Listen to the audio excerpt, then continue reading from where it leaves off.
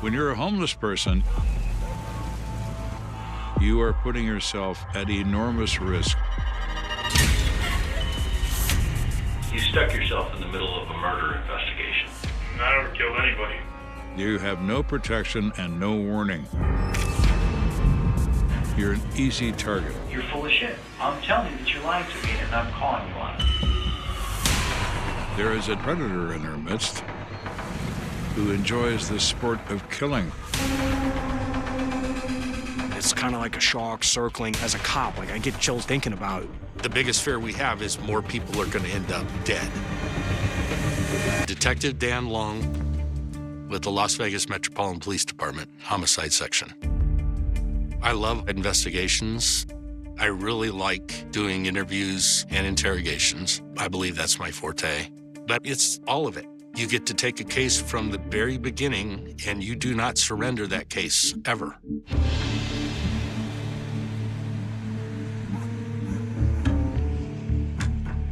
It was just after midnight. And I was home in bed asleep. I get the phone call from my sergeant, and he says, "We're rolling."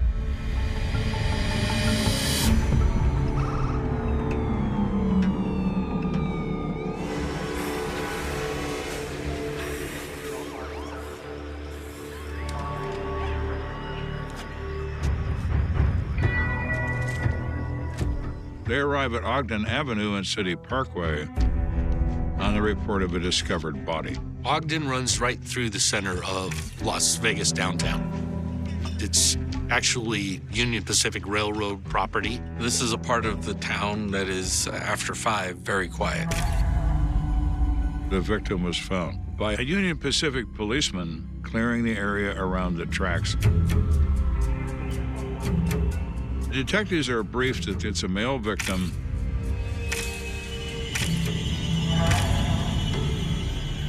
He was covered with a sheet.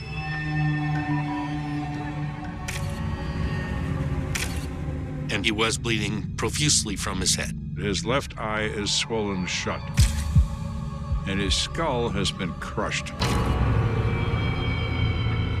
Someone has struck him with a blunt instrument, which could be anything. Somebody is swinging for the right field wall in Yankee Stadium.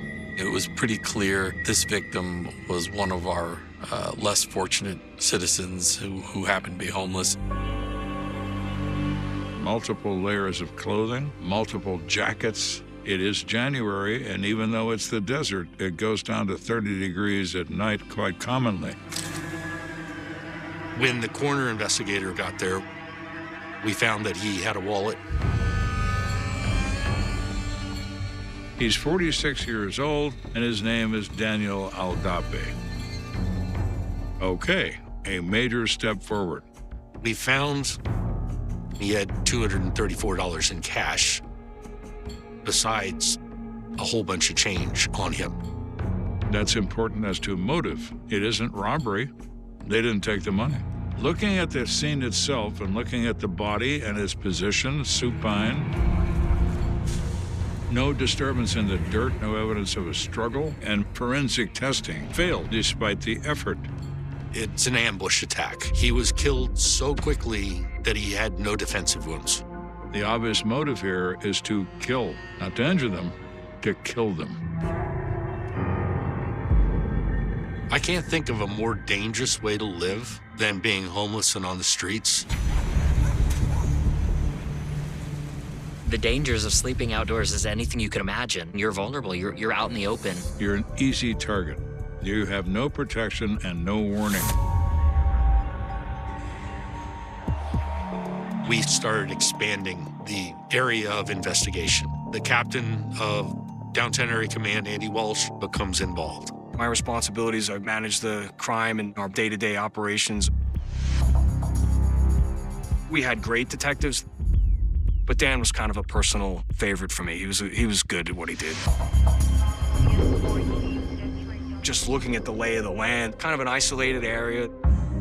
But this is a major city. There are probably cameras everywhere. The exception being, there aren't any. They happen to be in a dead zone. So we don't have any witnesses. We don't have any video. This particular crime scene has left many unanswered questions.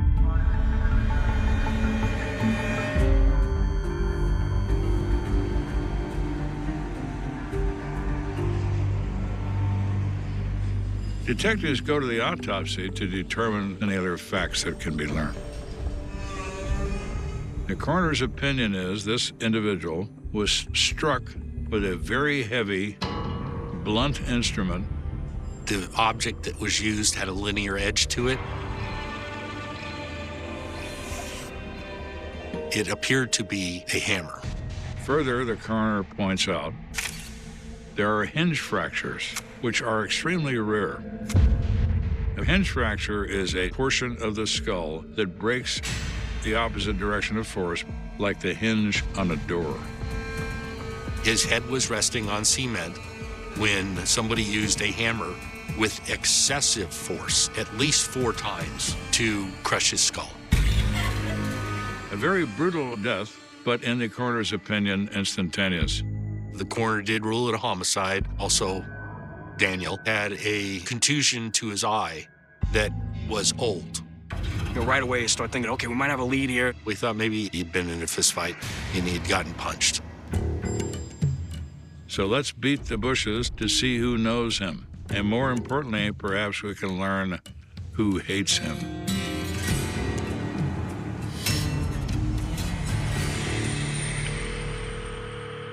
They track down his sister. They need to notify her of the death, of course, but they're also hopeful that she can provide background information. Danny was 4 years older than I was. We grew up just outside of Chicago. He was like a true Chicago sports fanatic. He was a kind soul, truthfully, and really just loved his family and loved music. Music was his entire being. He loved obscure heavy metal music that no one's ever heard of, and he became a DJ. And he's known as Metal Dan. That was his dream work. He finally achieves it. Things are going along swimmingly for several years. But then he develops mental health issues. We started seeing small changes in his personality. He would come home from work and he would have a story that just didn't quite make sense. You know, he thought that potentially people were following him or people were trying to intentionally do things to him. It was hard for all of us to deal with because obviously he's our family and we want him to feel safe. And he didn't feel safe. And it was very, very sad. Sorry. Thank you. He was self-medicating with alcohol. When he was drinking hard alcohol, he could become aggressive, and he had been in fights. It's so hard to think about what he was dealing with in his head and what he was feeling. What happened to us was terrible, but what happened to him was catastrophic. And he winds up losing his job, losing his identity, losing everything. My mom said you have to either get on some sort of medicine or you have to leave, and he chose to leave. He was staying in a homeless shelter at that point. Eventually, he came up with a plan. I want to try to go someplace warmer, a little bit nicer, like a getaway from the winters. The expression in the homeless world is to follow the sun. It's the only way they've got to stay warm. He said, I'm gonna try Vegas. He'll panhandle and be able to make a ton of money. He's a nice, likable guy, but unfortunately, he didn't make it in Vegas very long. So she provides interesting information, but that's all she truly knows. Once you get past the victimology and you don't have any suspects, it's very hard to have any leads. These are the kinds of crimes that go unsolved. We had the original thought that he was possibly attacked by another homeless person. So my partner and I decided we're just going to have to talk to people in the homeless communities to find anybody that knew Daniel. And if he had had a problem with anybody. It is a daunting task. The city of Las Vegas has a population of about 6,000 homeless people. That's a lot of people. This is not going to be easy. Captain Walsh gave us some officers, talked to every single homeless person in that area, which is impossible. I had the air unit, the helicopter, fly around the area and look for homeless camps that you can't see from the street. There's a specific tip line that's going to be established. You are getting a lot of probably highly irrelevant information, but you're looking for sort of that needle in the haystack. And then there was a glimmer of hope. A tip comes in that there's a guy on the street whose name is Ron Smith.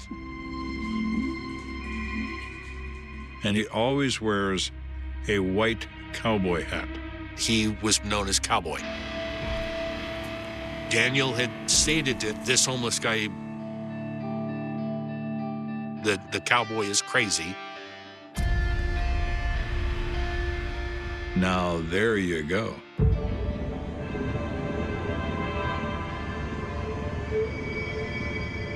Did you threaten Mr. Aldapi and he didn't respond appropriately?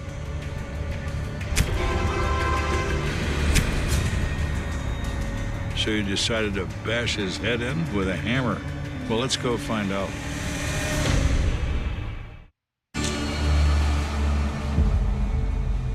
Detectives finally have a specific suspect. Mr. Ron Smith. They go to those places where he's known to hang out. It took us several days. But we did find Cowboy. They ask him about Daniel Aldapi, and he's not cooperative. He's confrontive. He had a lot of anger issues, to the point where he screamed at a street sign for several minutes. So they change the tone. And they say, well, let me tell you the problem, Chief. Daniel Aldapi's dead. Somebody murdered him and beat his brains in. And that might be you, from what we hear.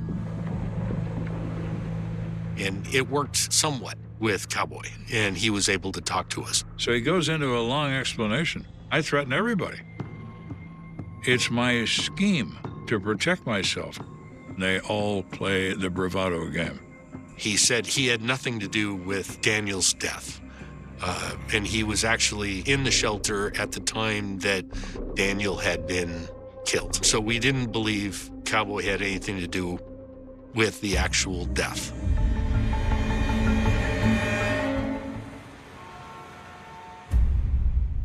So now the case begins to grow cold. The operative method they've been using is this was a personal attack designed to do in Mr. Aldapi. What if it's just an attack by somebody who likes to kill people? Who knows?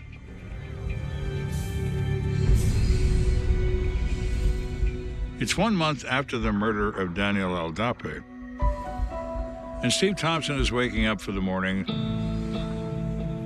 He sees his friend David Dunn sleeping nearby. He walks over and says, hey, Dave. And nothing.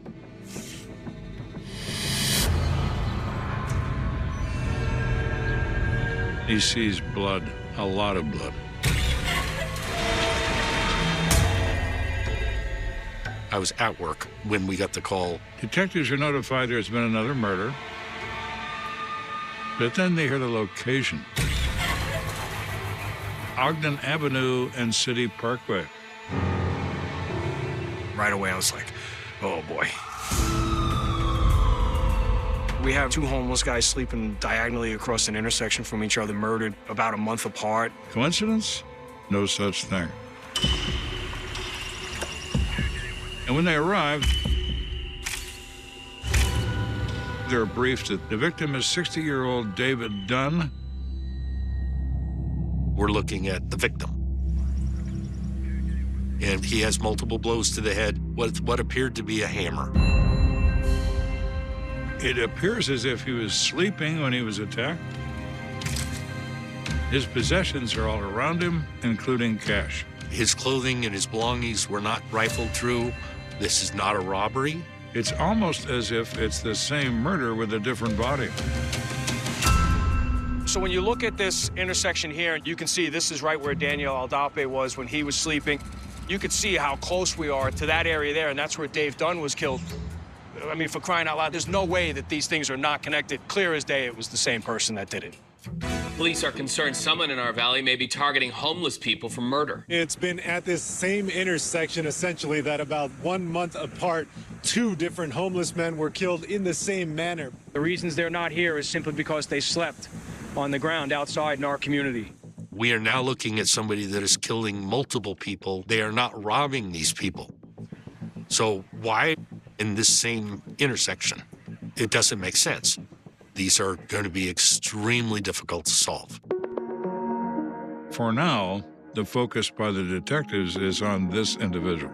David Dunn, what can they learn about any enemies he may have? We are able to identify his patterns very, very quickly.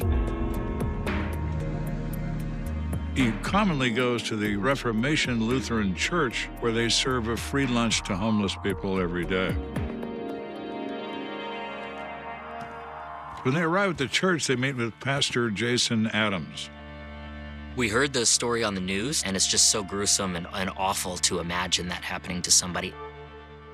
Pastor Adams refers to David Dunn as a friendly, pleasant man who's never had an enemy. Dave was one of the guys who came in every day, right on time, and with a smile on his face, jovial, never starting trouble. Dave would come in at times with a coupon that somebody gave him, and he would want to share it with his friends, even though he didn't have a lot himself. It was really telling about who he was. The detectives asked Pastor Adams, where does he normally stay?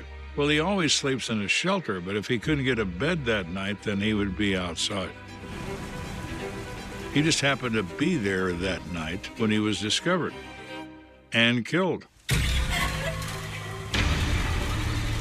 This suggests that the killer of David Dunn killed him at random. That sends red flags up that we now have an individual who is hunting homeless people in this particular area of town. This has all the appearances of a serial killer. Metro hoping someone saw something. Their big fear is that this person may strike again. With 2 murders already having happened, the possibility of a serial killer on the loose increases the pressure to resolve these cases. The biggest fear we have is more people are going to end up dead. The information travels through the homeless community like a plague. Whoever this is killing homeless people. A lot of the individuals, they were scared for themselves to know that they could be next. They believe that nighttime is the time this killer is active. So they would just not sleep. Others would ride the bus all night. Others might sneak into a casino and sleep for an hour or 2 in a restroom. You cannot stay awake for the rest of your days. You have to sleep. This is an extremely real threat to the homeless people of Las Vegas. You can expect that there will be another killing at some point.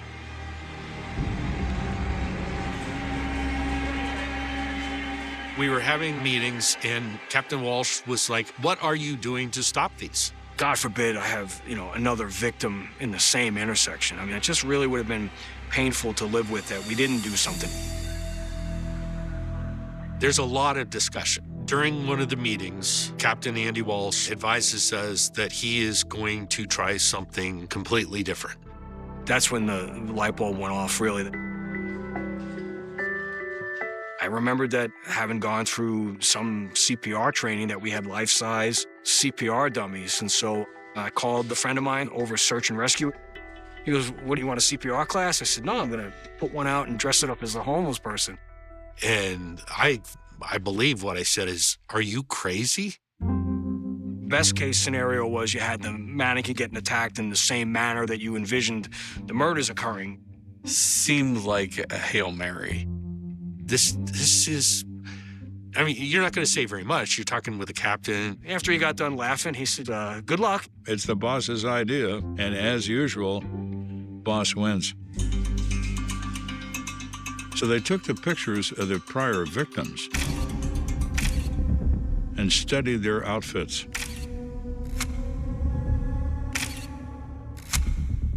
They matched it as close as they could without being identical with the first two victims. They really got creative. We named the mannequin Charlie McCarthy.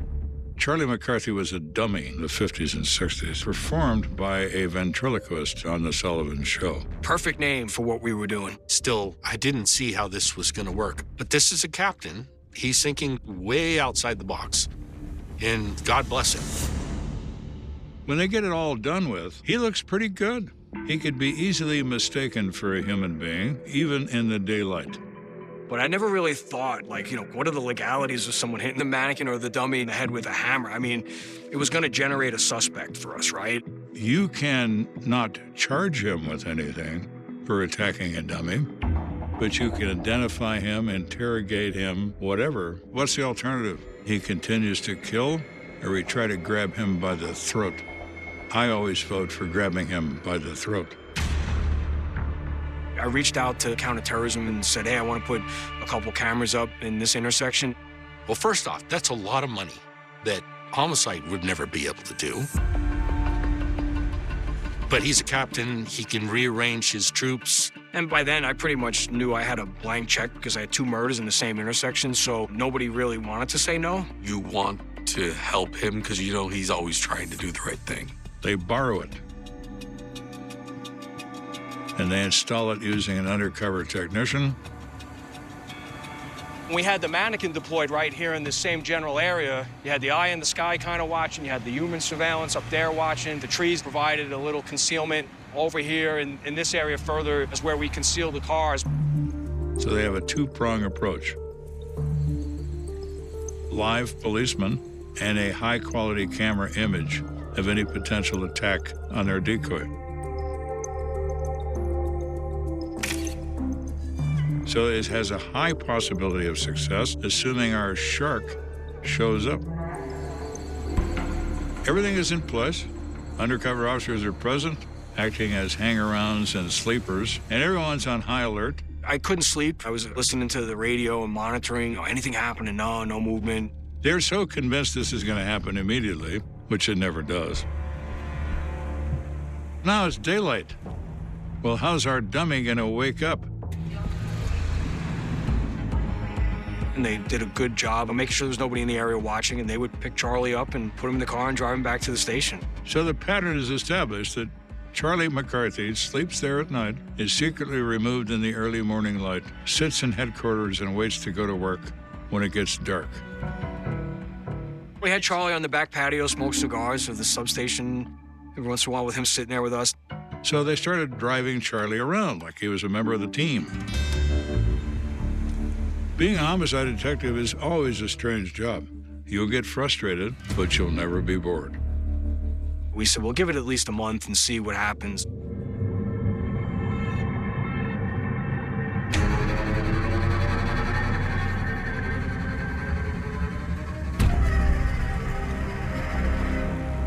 Andy was taking a lot of flack from pretty much all of us. I think secretly some wanted it to work. One particular night in the third week, the guys in the police department are watching the cameras. Live action.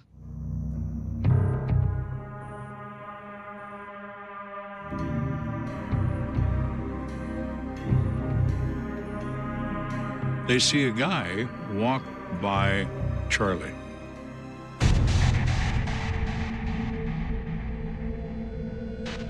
He's passing by casually, making certain this guy is asleep.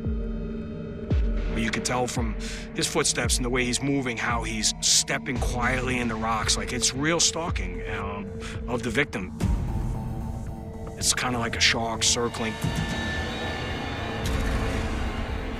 He's carrying a bag. He's working himself up. He can taste the violence. This is our guy.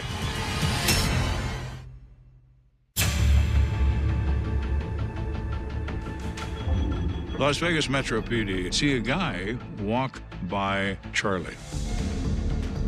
He's carrying a bag. Now everyone's on the edge of their seat.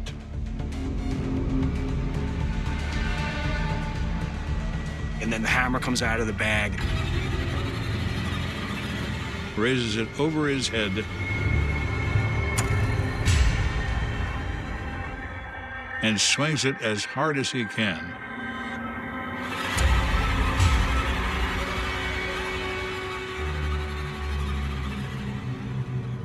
As a cop, like, I get chills today just even thinking about it while watching it, because now I know how Daniel Aldape and Dave Dunn died.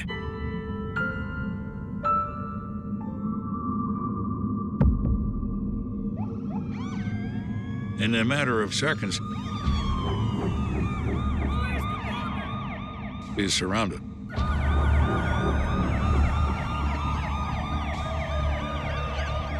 They get him into custody without any kind of incident and recover the hammer. They immediately submit it to the crime lab to search it for blood trace or brain tissue. And I remember thinking, oh my God, I cannot believe this may result in us actually solving this crime. When we got that phone call in the middle of the night, I might have said a few expletives when they said it to me. The person is Shane Schindler. He's 30 years old, has an outstanding jaywalking ticket. Other than that, he has no record.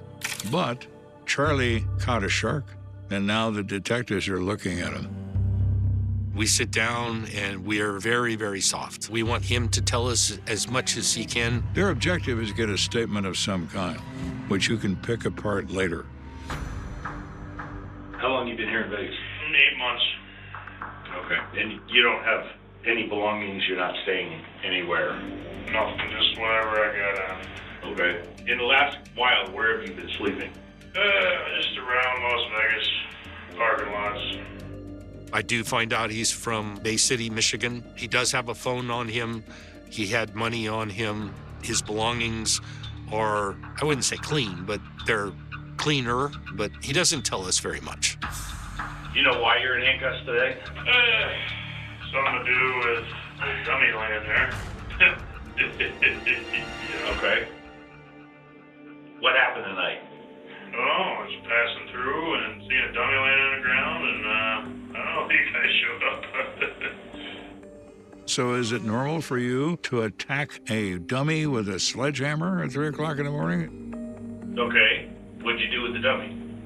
Oh, they kicked it or something, but that was it. Did you ever hit it with a hammer? No. Never hit it with a hammer? No, I did not. Okay, because I'm going to tell you that you did. Okay. Reading Shane is difficult. If you caught him in an out-and-out lie, he just rolled away from it. I'll be right back. At this point, they're still forensically testing the hammer for any blood of the victims.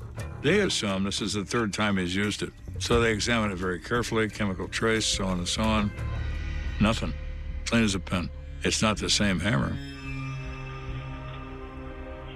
Where did the hammer come from? Oh, geez, one of the people on the street, I think I bought it off somebody. I really don't know where. Okay, you didn't buy it in the store? No. It looks brand new. Nah, it was off somebody. When you're interrogating someone and you see in his face he's calming down a little bit, you seem to have lost the rattle effect. So you change tactics. Okay. You stuck yourself in the middle of a murder investigation. That's what we do for a living. We're investigating 2 men that died by getting struck in the head. Well, The look of rattled is back. Good.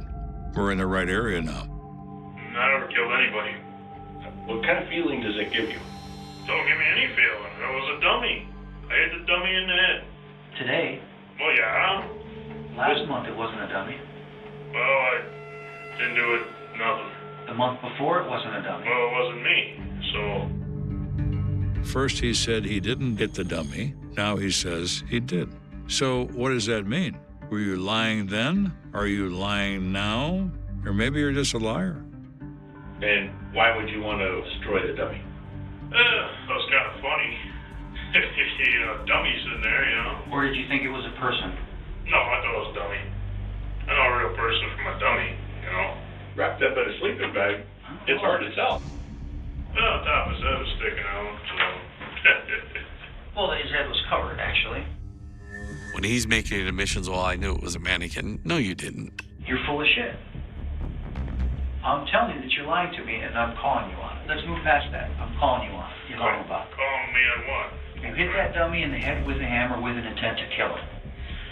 You did not know that it was a dummy Yes, I did. until the blankets moved when you were hitting it. No, I knew it was a dummy beforehand.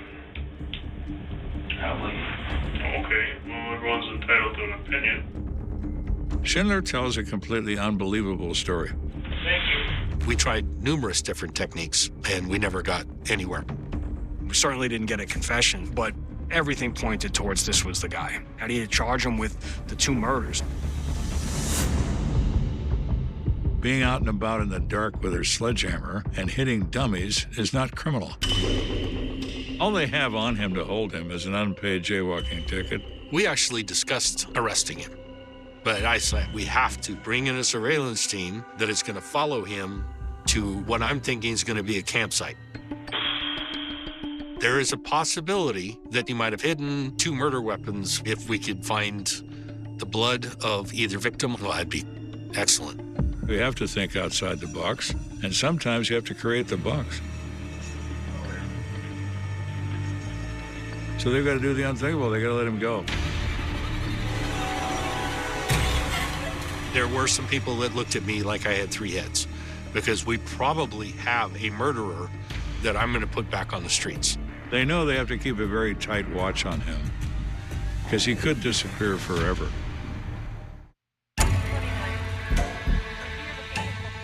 There is nowhere to go legally with Shane Schindler, so they have no option but to release him. So we had surveillance set up. We weren't going to lose sight of him is really what it boiled down to. You just keep going until you find something. I'm not going to quit. Schindler gets on a bus and rides the bus some 20 miles outside of Las Vegas. He gets off that bus, and he goes into a 1-room apartment. Well, Schindler, you lying little bastard, you have an apartment. They prepare an affidavit for a search warrant.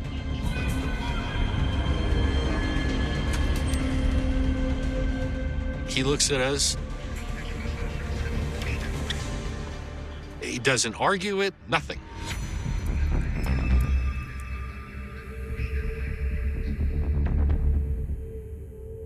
The place is a pigsty. Half-eaten pizzas, empty cans, filthy clothing, enough to make you throw up. We're going through it all. We cannot find a hammer, but we do find receipts for a 4-pound engineer hammer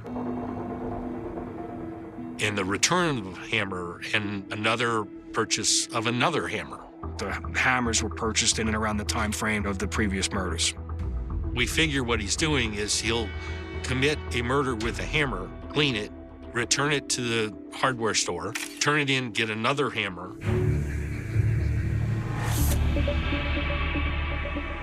So they immediately go to the hardware store with the receipts. Nobody recognized the picture of Shane Schindler, but they had a display rack for the hammers. There's 4 of them there, but we learned that they had sold 9. We had a crime scene analyst with us. They did some testing, and we had none on the shelf that had blood. So it was probably sold to another customer. And whoever bought those hammers might be in possession of somebody's blood and brain matter and not even know it. So the detectives knew they were on the right track, but now you got to figure out how do you charge them with the 2 murders. There is no sufficient evidence to support he's killed anybody. Circumstantial evidence, yes. Proof beyond a reasonable doubt? Nope. We do have conversations with the district attorney, Mark DiGiacomo. I decided to go right to the top and pick the smart guy. because I was in serious trouble here. Prosecutors will find a way. When they called me and said, look, there's not enough here to book him on the murders, I said, okay, well, what did he do? Well, he took a hammer and hit a mannequin. But that's not what he thought he did. He thought he took a hammer to a human being. Why don't you book him on attempt murder with use of a deadly weapon? He explains to me that the intent is there and we're going to go through a grand jury. You have to make an argument to a judge that any reasonable person would have believed, because of the disguise on the dummy, in the mind's eye of the perpetrator, he is attacking a human being. Well, I think the response was, are you kidding? And I was like, well, okay. You obviously know the law better than I do. It's a stretch, but it could work. We presented the case to the grand jury that gave a true bill, and we had an indictment.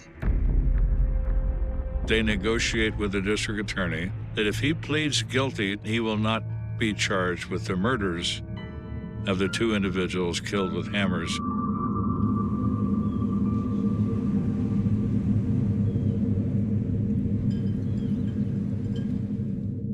He accepts the deal. He pled guilty to attempt murder and agreed to a sentence of 8 to 20 years in the Nevada Department of Corrections. This is great news. You don't always get a meal, but let's at least get a sandwich. Something is better than nothing. Something that puts him in a jail. I spoke to Shane numerous times, and he wouldn't admit ever attacking anybody with a hammer. He does say he had slept in that intersection before, and a white male that beat him up took his belongings. So it's possible that Mr. Schindler sought revenge for being assaulted at that intersection. So it became his hunting ground. Shane has a very specific image of himself as being very manly, being tough. And I believe that it was eating at him to the point where he started planning out how to kill this man. The detectives firmly believe that Shane Schindler purchased a sledgehammer and went to the intersection in question. There he sees Daniel Aldape bundled up and asleep. He looks at him and decides he's the guy that hurt him.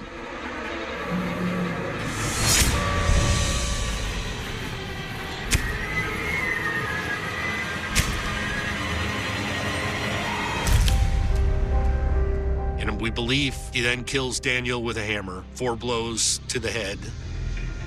And then he looks more carefully and realizes it's not him.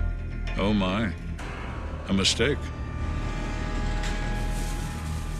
We believe he then makes it home. He exchanges the hammer, gets a new hammer. They also believe, a month or so later, he wanted to continue the hunt. He went to that intersection.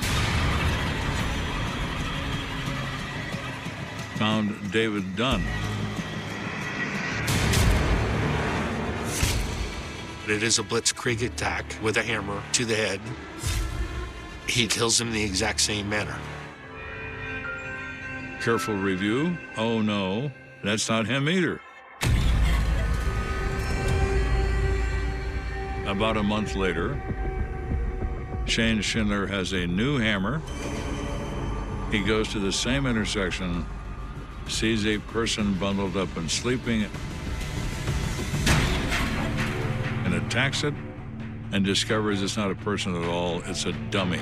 But he hits it in the head with the sledgehammer. That's the crime he pleads guilty to. Which suggested to me he knew that he was the killer of Mr. Adalpe and Mr. Dunn. We were all able to be in the courtroom. And when they said somebody from his family would like to speak, he looked like as if he was surprised that he had family that was there, that cared. And you thought you could just murder homeless people and nobody would care. That's so far from the truth, you know? So many people cared. The only sense of comfort I get is knowing that we didn't have a third victim, but that's all you can do is try to reconcile it. The telling thing about this is that in the quiet suburbs of Ontario, where trimmed lawns stretched in perfect lines and neighbors waved to each other across white picket fences, fear arrived without warning. It did not announce itself with broken windows or flashing sirens. It arrived disguised as an ordinary young couple, smiling for photographs, planning a wedding, attending family dinners, and talking casually about the future. Behind that carefully arranged image, however, another reality was unfolding inside closed doors, one so disturbing that decades later it would still haunt the Canadian justice system. There are crimes that horrify because of their brutality, and there are crimes that unsettle because they force people to question everything they think they know about trust. The story of Paul Bernardo and Carla Homolka belongs to the second category. It is a case where appearances became weapons, where manipulation proved almost as destructive as violence, and where investigators would eventually uncover evidence so shocking that even seasoned detectives struggled to believe what they were seeing. Imagine driving through the peaceful roads outside a Canadian town in the early morning hours. The air is cold enough to leave a thin layer of mist above the fields. Birds begin their songs as sunlight slowly reaches over the horizon. Nothing suggests that a nightmare is lying only a short distance away. A passing motorist notices something unusual near the roadside, something that does not belong among the grass and scattered trees. Curiosity turns into confusion, confusion into alarm, and within minutes police vehicles begin arriving from every direction. The officers who step out of their cars cannot yet understand that they are entering one of the most infamous investigations in Canadian history. They believe they are responding to another homicide, tragic but isolated. Instead, they are walking into the opening chapter of a story connected to disappearances, hidden videotapes, unanswered questions, and a pair of offenders whose partnership would become the subject of endless debate among criminologists and psychologists. Before long, reporters gather behind police tape. Camera flashes reflect off rain-soaked pavement. Local residents whisper to one another, trying to identify the victim before official confirmation arrives. Parents who had allowed their teenagers to walk to school alone suddenly keep them inside.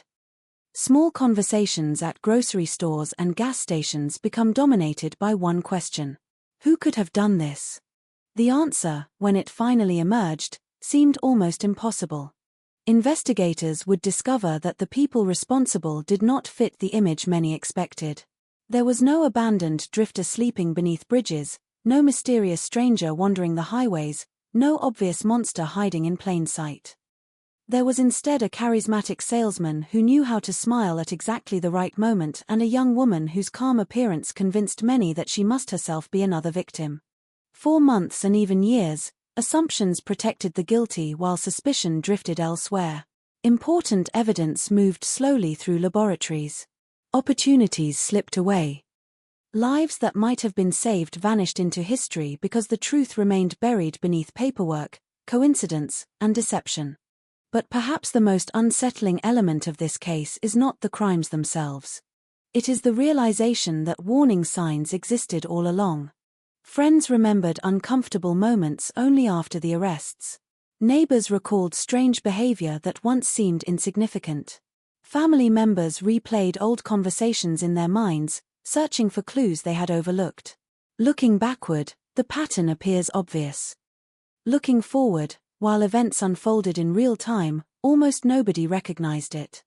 The investigation would eventually expose hidden recordings that transformed public understanding of the relationship between the two offenders. Prosecutors who believed they had reached a necessary agreement suddenly faced evidence suggesting the reality was far more complicated than anyone had imagined.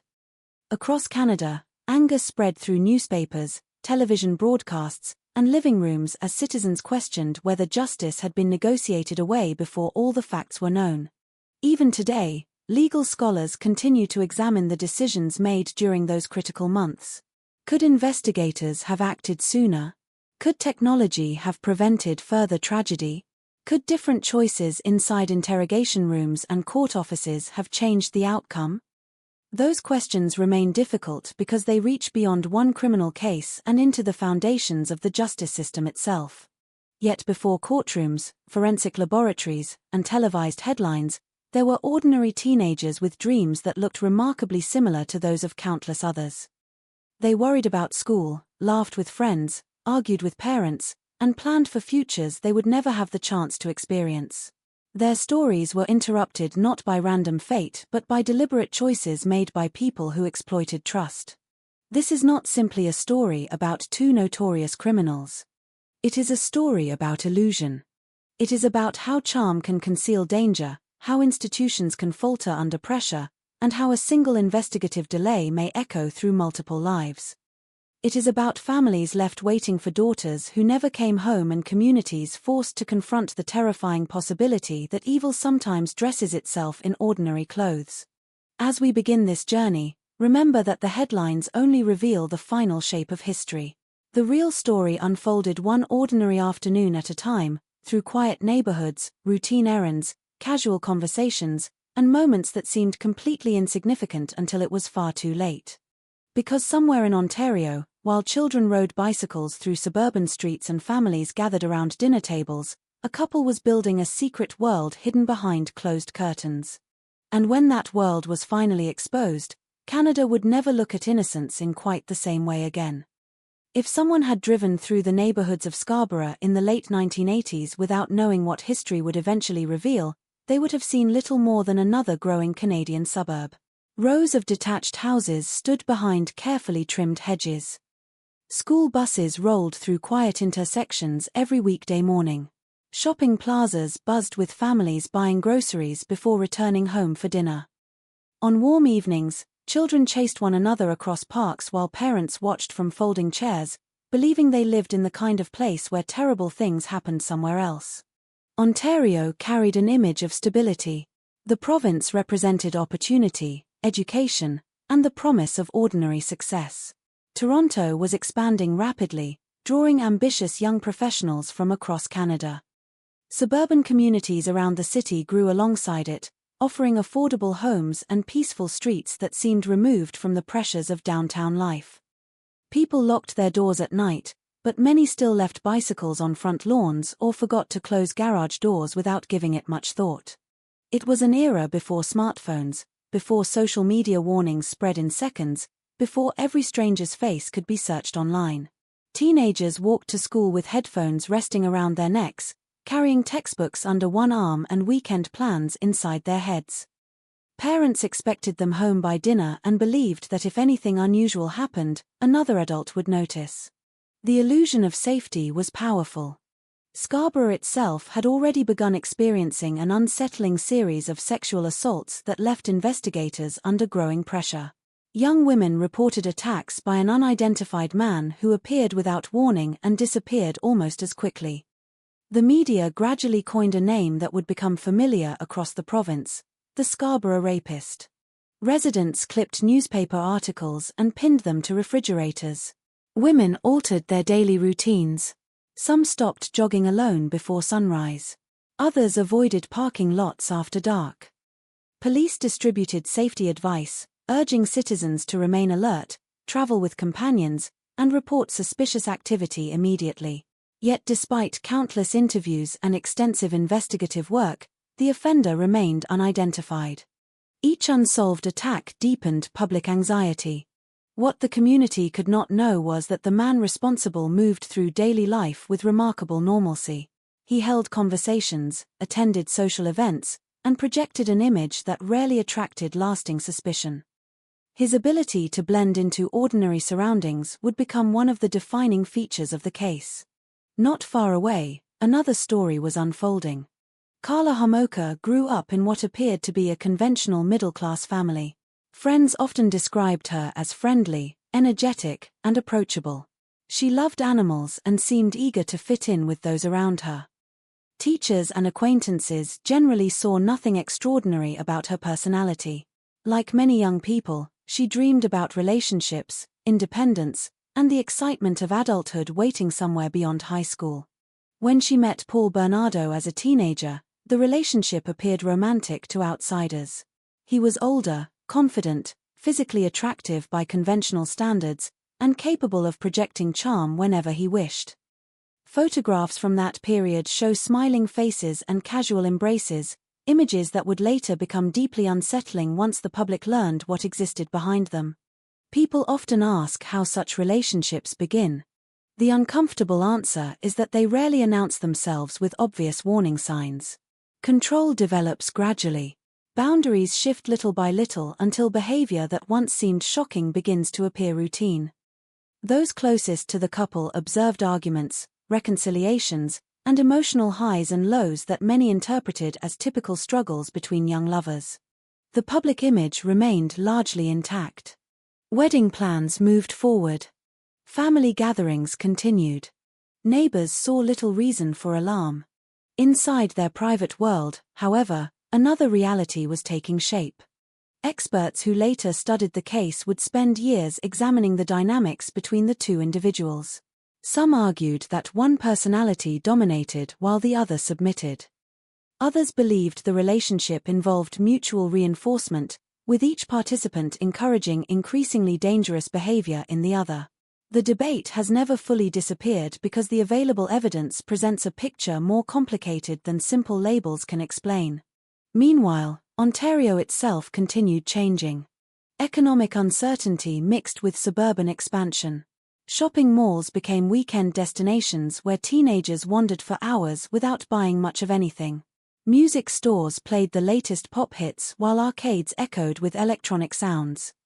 Families gathered around televisions for evening news broadcasts that alternated between international politics and local crime reports. Every fresh report about another assault reminded viewers that police still had no arrest. Detectives worked long hours reviewing witness statements and physical evidence available through the forensic technology of the time. DNA testing existed but remained slower and less developed than it would become in later decades. Laboratories faced growing workloads, creating delays that investigators could not always control. In retrospect, those delays would become one of the most controversial aspects of the entire case. At the same time, cultural assumptions influenced expectations. Many people found it difficult to imagine a seemingly successful young man committing repeated violent crimes while maintaining a conventional social life. It was even harder for the public to picture a woman actively participating in such acts. Those assumptions shaped conversations long before prosecutors ever stepped into a courtroom. As seasons changed, life continued for countless families across Ontario.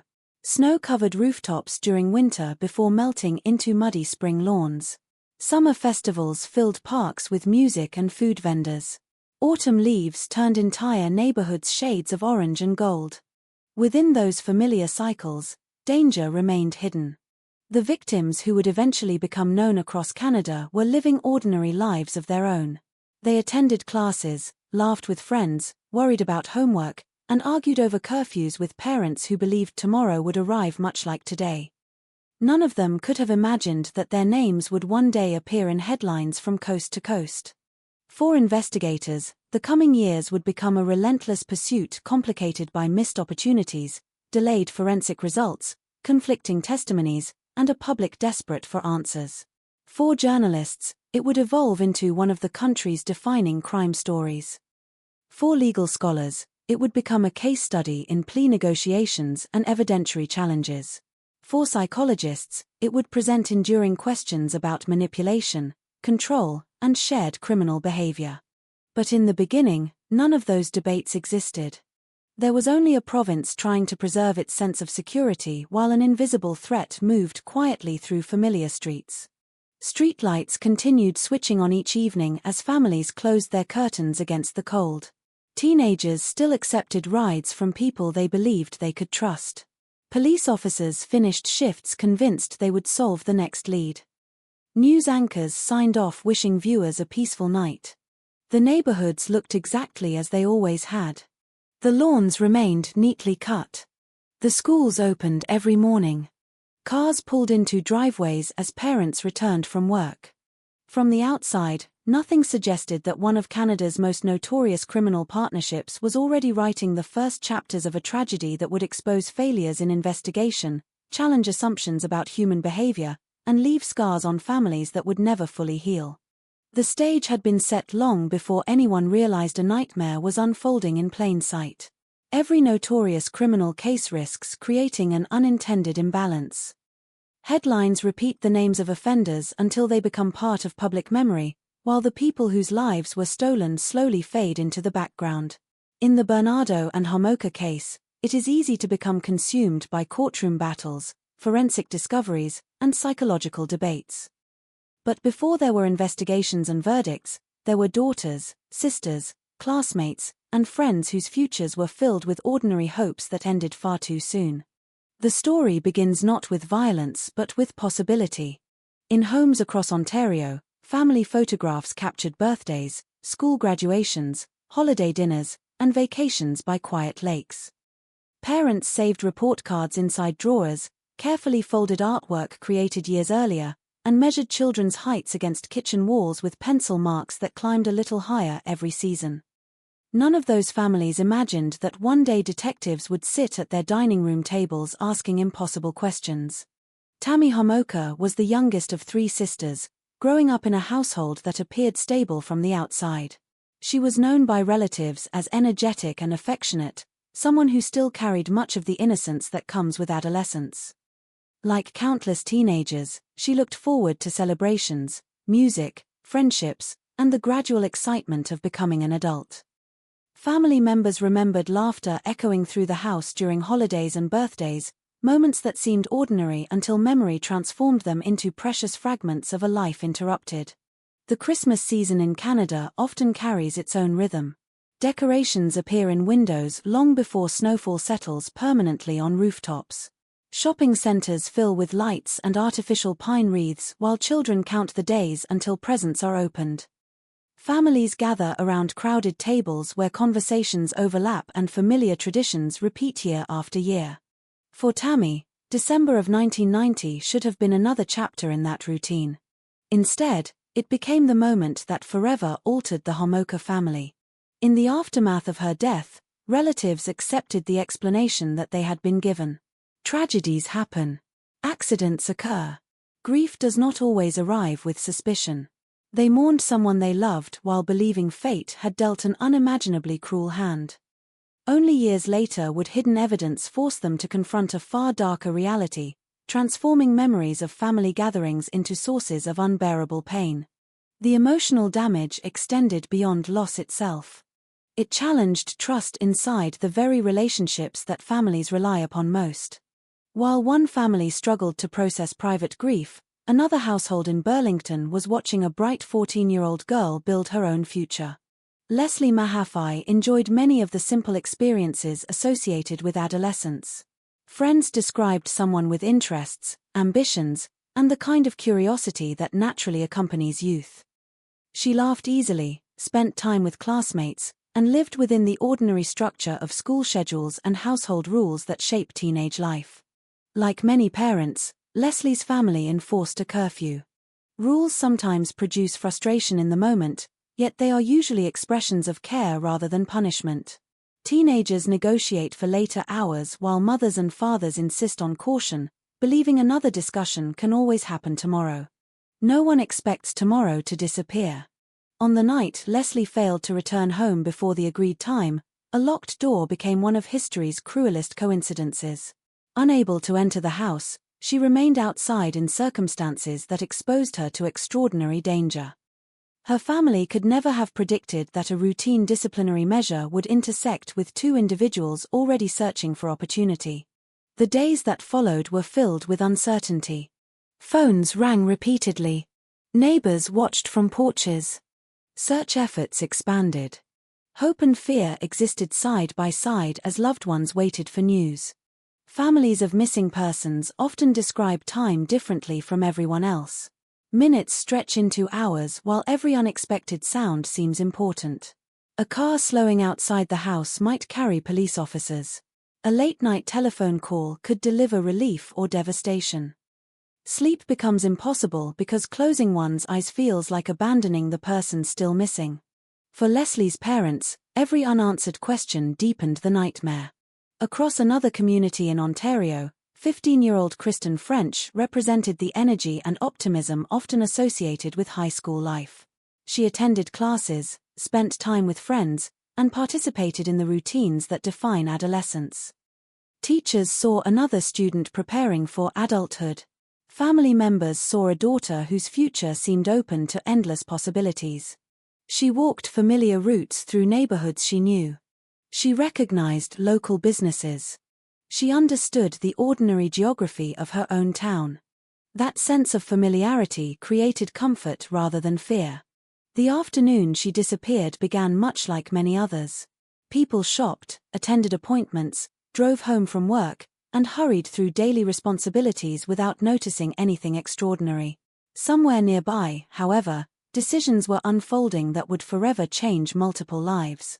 When Kristen failed to return home, concern quickly escalated. Parents retraced expected routes. Friends repeated the last conversations they could remember. Volunteers joined organized searches, scanning parks, roadsides, and open spaces while desperately hoping someone had simply lost track of time. The emotional landscape surrounding a disappearance is unlike immediate bereavement. Without certainty, imagination fills the silence. Perhaps she accepted a ride from someone she trusted. Perhaps she visited another friend's house. Perhaps she would walk through the front door within minutes, embarrassed by the growing panic. Those fragile possibilities keep hope alive until evidence slowly erodes them. As investigators pieced together timelines, communities united in concern. Schools discussed safety. Parents volunteered to escort children home. Local newspapers carried photographs that transformed private families into public symbols, asking strangers to watch carefully and report anything suspicious. Behind every printed image stood relatives trying to remain optimistic while confronting possibilities too painful to voice aloud. The names Tammy, Leslie, and Kristen eventually became familiar across Canada, but each represented far more than the circumstances of death. Tammy was a younger sister whose family believed they understood what had happened until hidden truths shattered that belief. Leslie was a teenager whose ordinary evening unexpectedly placed her in unimaginable danger. Kristen was a student whose routine walk became the final chapter of a life that should have stretched decades into the future. Their bedrooms remained behind after they were gone. Clothes still hung inside closets. Books rested on shelves exactly where they had been left. School papers remained unfinished. Holiday decorations returned every year carrying the unbearable awareness that one chair would remain permanently empty.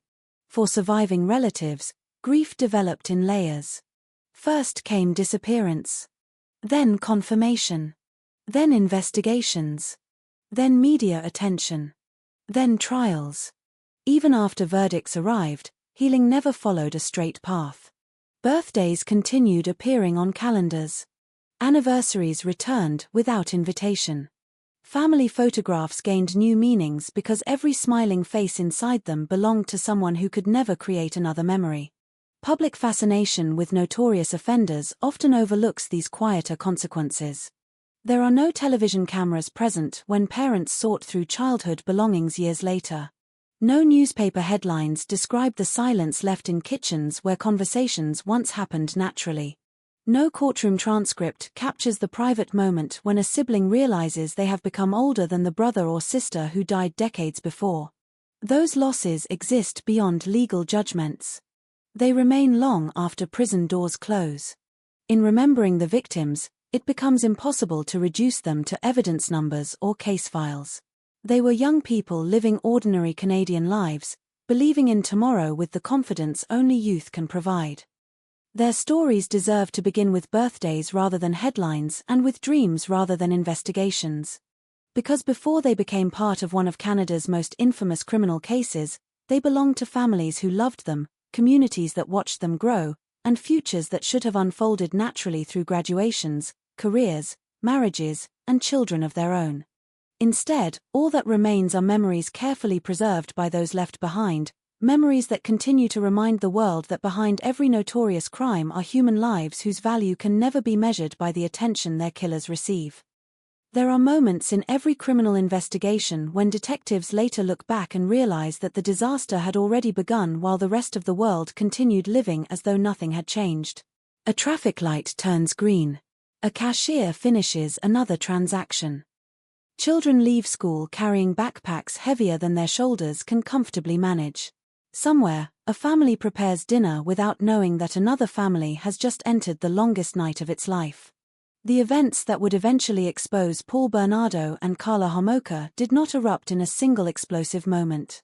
They unfolded quietly, hidden behind closed doors and ordinary routines, concealed by suburban anonymity and by the assumption that familiar faces could be trusted. Looking backward, every decision appears connected. Looking forward, each moment seemed isolated, almost insignificant, until it was too late. The first tragedy tied to the pair emerged within the walls of Karla Homolka's own family. The Christmas season had settled across Ontario. Houses glowed with decorative lights that reflected softly against fresh snow. Shopping bags filled with wrapped presents lined hallway closets. Relatives gathered for meals that followed traditions repeated year after year. It was a season associated with comfort, reunion, and celebration. Inside that familiar atmosphere, however, an irreversible sequence of choices unfolded. Tammy Homolka was young, surrounded by people she believed she knew completely. Nothing in the ordinary rhythm of the holiday suggested that danger existed within the very circle where she should have been safest. The public would not understand the significance of that night until years later, when investigators uncovered evidence revealing that the accepted explanation of her death concealed a much darker reality. At the time, grief arrived before suspicion. Relatives mourned. Friends attended funeral services. Life attempted to continue. Questions remained, but they were overshadowed by heartbreak and by the natural human desire to believe that terrible accidents sometimes happen without malicious intent. The case faded from public attention. The future did not. Months later, another evening began with circumstances so ordinary that thousands of parents across Canada could recognize them instantly. Leslie Mahaffey had missed her curfew. Household rules are built around expectations. Teenagers push against boundaries while parents enforce them, believing consistency teaches responsibility. On that particular night, a locked door became the dividing line between a routine family disagreement and one of the most tragic episodes in modern Canadian criminal history. Unable to enter her home, Leslie remained outside searching for another solution. The streets around her were quiet. Most houses had already turned off their downstairs lights. Curtains concealed families watching late-night television or preparing for bed. Cars occasionally passed through intersections before disappearing into darkness. Somewhere within that same network of roads, another vehicle was moving with entirely different intentions. According to evidence later presented in court, Paul Bernardo and Karla Homolka encountered Leslie during those vulnerable hours and persuaded or compelled her into circumstances from which she would never return. Exactly what happened behind closed doors became part of the extensive criminal proceedings that followed, but the broader reality was devastatingly clear. A teenager expecting to solve a temporary problem instead disappeared into a situation carefully controlled by two offenders operating together. When Leslie failed to come home, concern spread quickly through her family. Telephone calls began. Friends were contacted. Neighbors looked outside, hoping she might simply be walking back after cooling off from an argument. Morning arrived without answers. The search expanded beyond familiar streets into surrounding neighborhoods, parks, and public areas. Police officers interviewed relatives while volunteers organized search efforts driven by equal parts hope and desperation. Days later, investigators faced evidence confirming that optimism alone could no longer sustain the families waiting for news. The emotional shock rippled through Ontario. Parents read newspaper articles while silently calculating the routes their own children walked every afternoon. Schools reminded students to remain alert. Conversations at workplaces drifted repeatedly toward the same uneasy topic. Whoever had done this remained free. Yet the pair responsible continued presenting an outward appearance of normal life. Photographs still captured smiles. Conversations still revolved around weddings, careers, and future plans. To strangers, they looked like another young couple beginning adulthood. That contrast between appearance and reality would become one of the defining features of the entire case.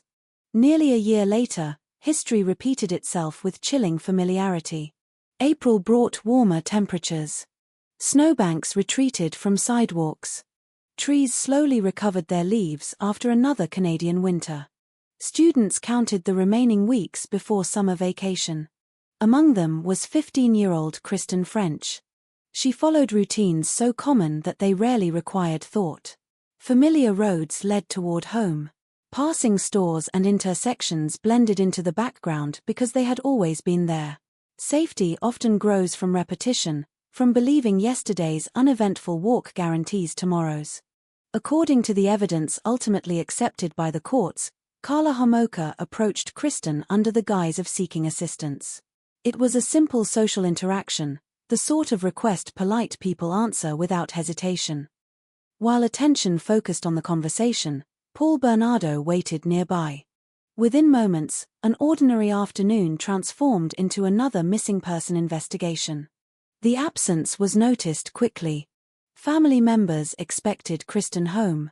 Time passed. The clock moved forward while certainty disappeared. Calls were placed to friends and classmates. No one had seen her arrive. No one could explain where she had gone. Police mobilized once again, assembling timelines from fragments of memory. Witnesses attempted to recall vehicles. Others tried to remember unfamiliar faces. Some questioned whether they had overlooked something important but could no longer reconstruct events with confidence. The uncertainty proved agonizing. Search teams combed through neighborhoods under changing weather conditions.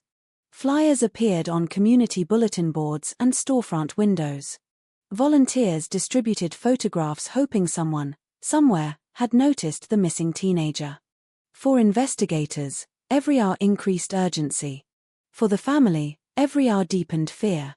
As with the earlier case, evidence eventually established that Kristen had been taken to a private residence where she remained under the complete control of her captors. Later forensic discoveries and courtroom testimony would expose the existence of recorded material documenting criminal conduct inside that house. Evidence that shocked even experienced investigators because it contradicted assumptions many had previously made about the relationship between the offenders. When Kristen's body was eventually discovered in a rural area, the immediate scene reflected silence rather than spectacle. Roads remained open. Fields stretched toward distant tree lines. Wind moved gently through early spring vegetation. Nature continued without interruption, indifferent to the grief now beginning inside another Canadian home. Officers secured the location while forensic specialists documented every available detail. Some investigators had already worked previous homicide scenes. Others stood quietly absorbing the realization that another young life had ended before adulthood had truly begun. The emotional burden extended beyond police. Journalists covering the case recognized patterns beginning to emerge. Citizens discussed similarities between investigations. Rumors multiplied faster than verified information. Some believed a stranger was targeting random victims. Others feared an organized group. Few imagined that the truth involved two people living behind the respectable appearance of suburban normality. Inside neighborhoods across Ontario, subtle behavioral changes became visible. Parents volunteered to pick children up from school. Friends refused to let one another walk home alone. Evening activities ended earlier. Simple acts that once required no thought suddenly demanded planning. The crimes altered routines long before arrests ever occurred. Fear rarely announces itself with dramatic speeches. Instead, it appears in empty sidewalks after sunset and in parents waiting outside school gates 20 minutes before dismissal. It appears in locks checked twice before bed and in unanswered telephones that cause instant panic. For the families directly affected, however, those community reactions existed on the edge of a much deeper sorrow.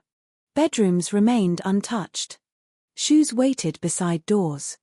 Clothing hung exactly where it had been left. Every ordinary object became evidence of interrupted lives.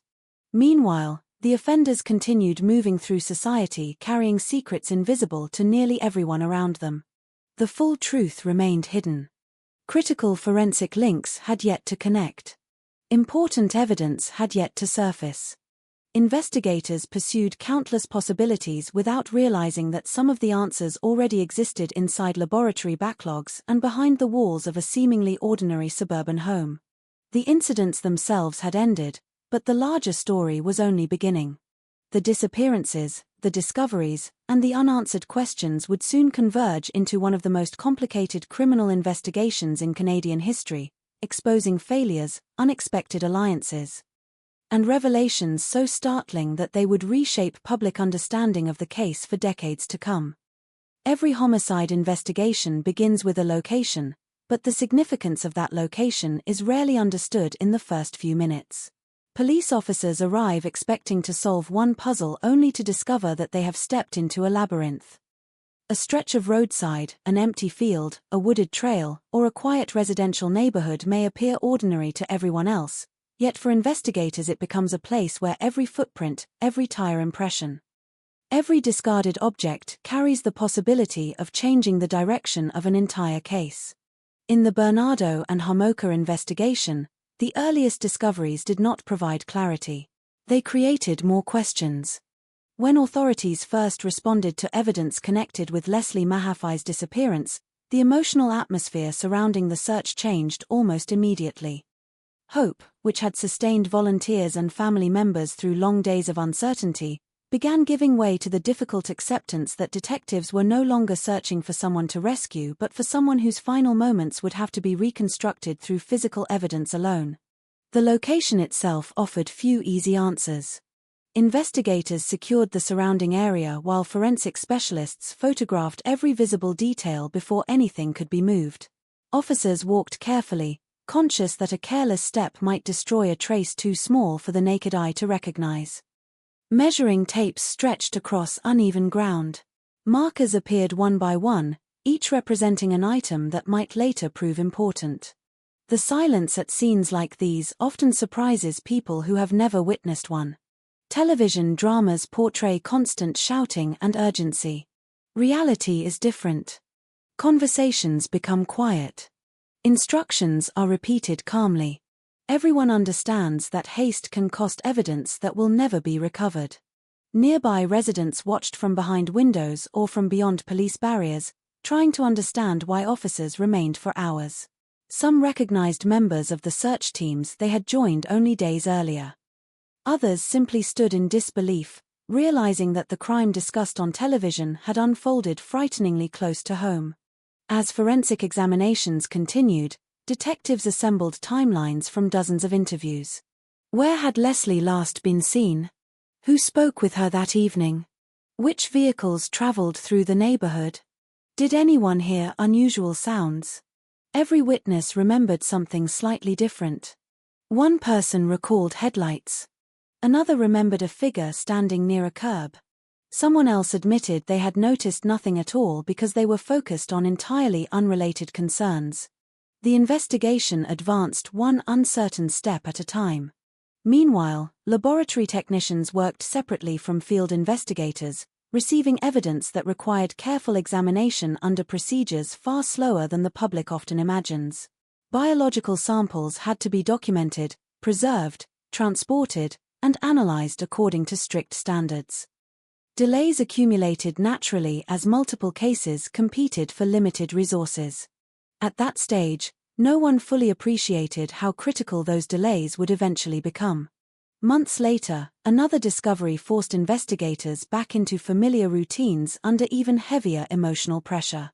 The search for Kristen French had mobilized volunteers across the region. Her photograph appeared in newspapers and on television broadcasts. Families followed every update with growing anxiety, hoping for news that never arrived. When officers located evidence confirming the worst fears of everyone involved, they once again transformed an open landscape into a carefully controlled forensic scene. Yellow tape marked invisible boundaries. Vehicles lined nearby roads. Specialists documented environmental conditions before weather could erase subtle traces. Even the angle of sunlight mattered because shadows changed how photographs recorded terrain. Experienced detectives later described homicide investigations as conversations with places that cannot speak directly. The ground never explains what happened. Buildings remain silent. Objects reveal information only through patient observation and scientific interpretation. At Kristen's recovery site, investigators searched not only for direct evidence but also for patterns. Could tire marks identify a vehicle?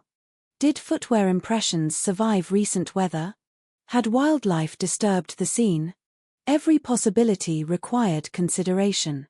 Outside the secured perimeter, reporters gathered hoping for official confirmation. News helicopters occasionally circled overhead.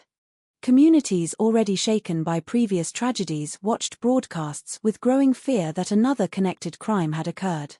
Parents drove to schools rather than allowing children to walk home. Businesses adjusted closing procedures. Neighborhood associations discussed additional safety measures. Fear spread faster than verified information.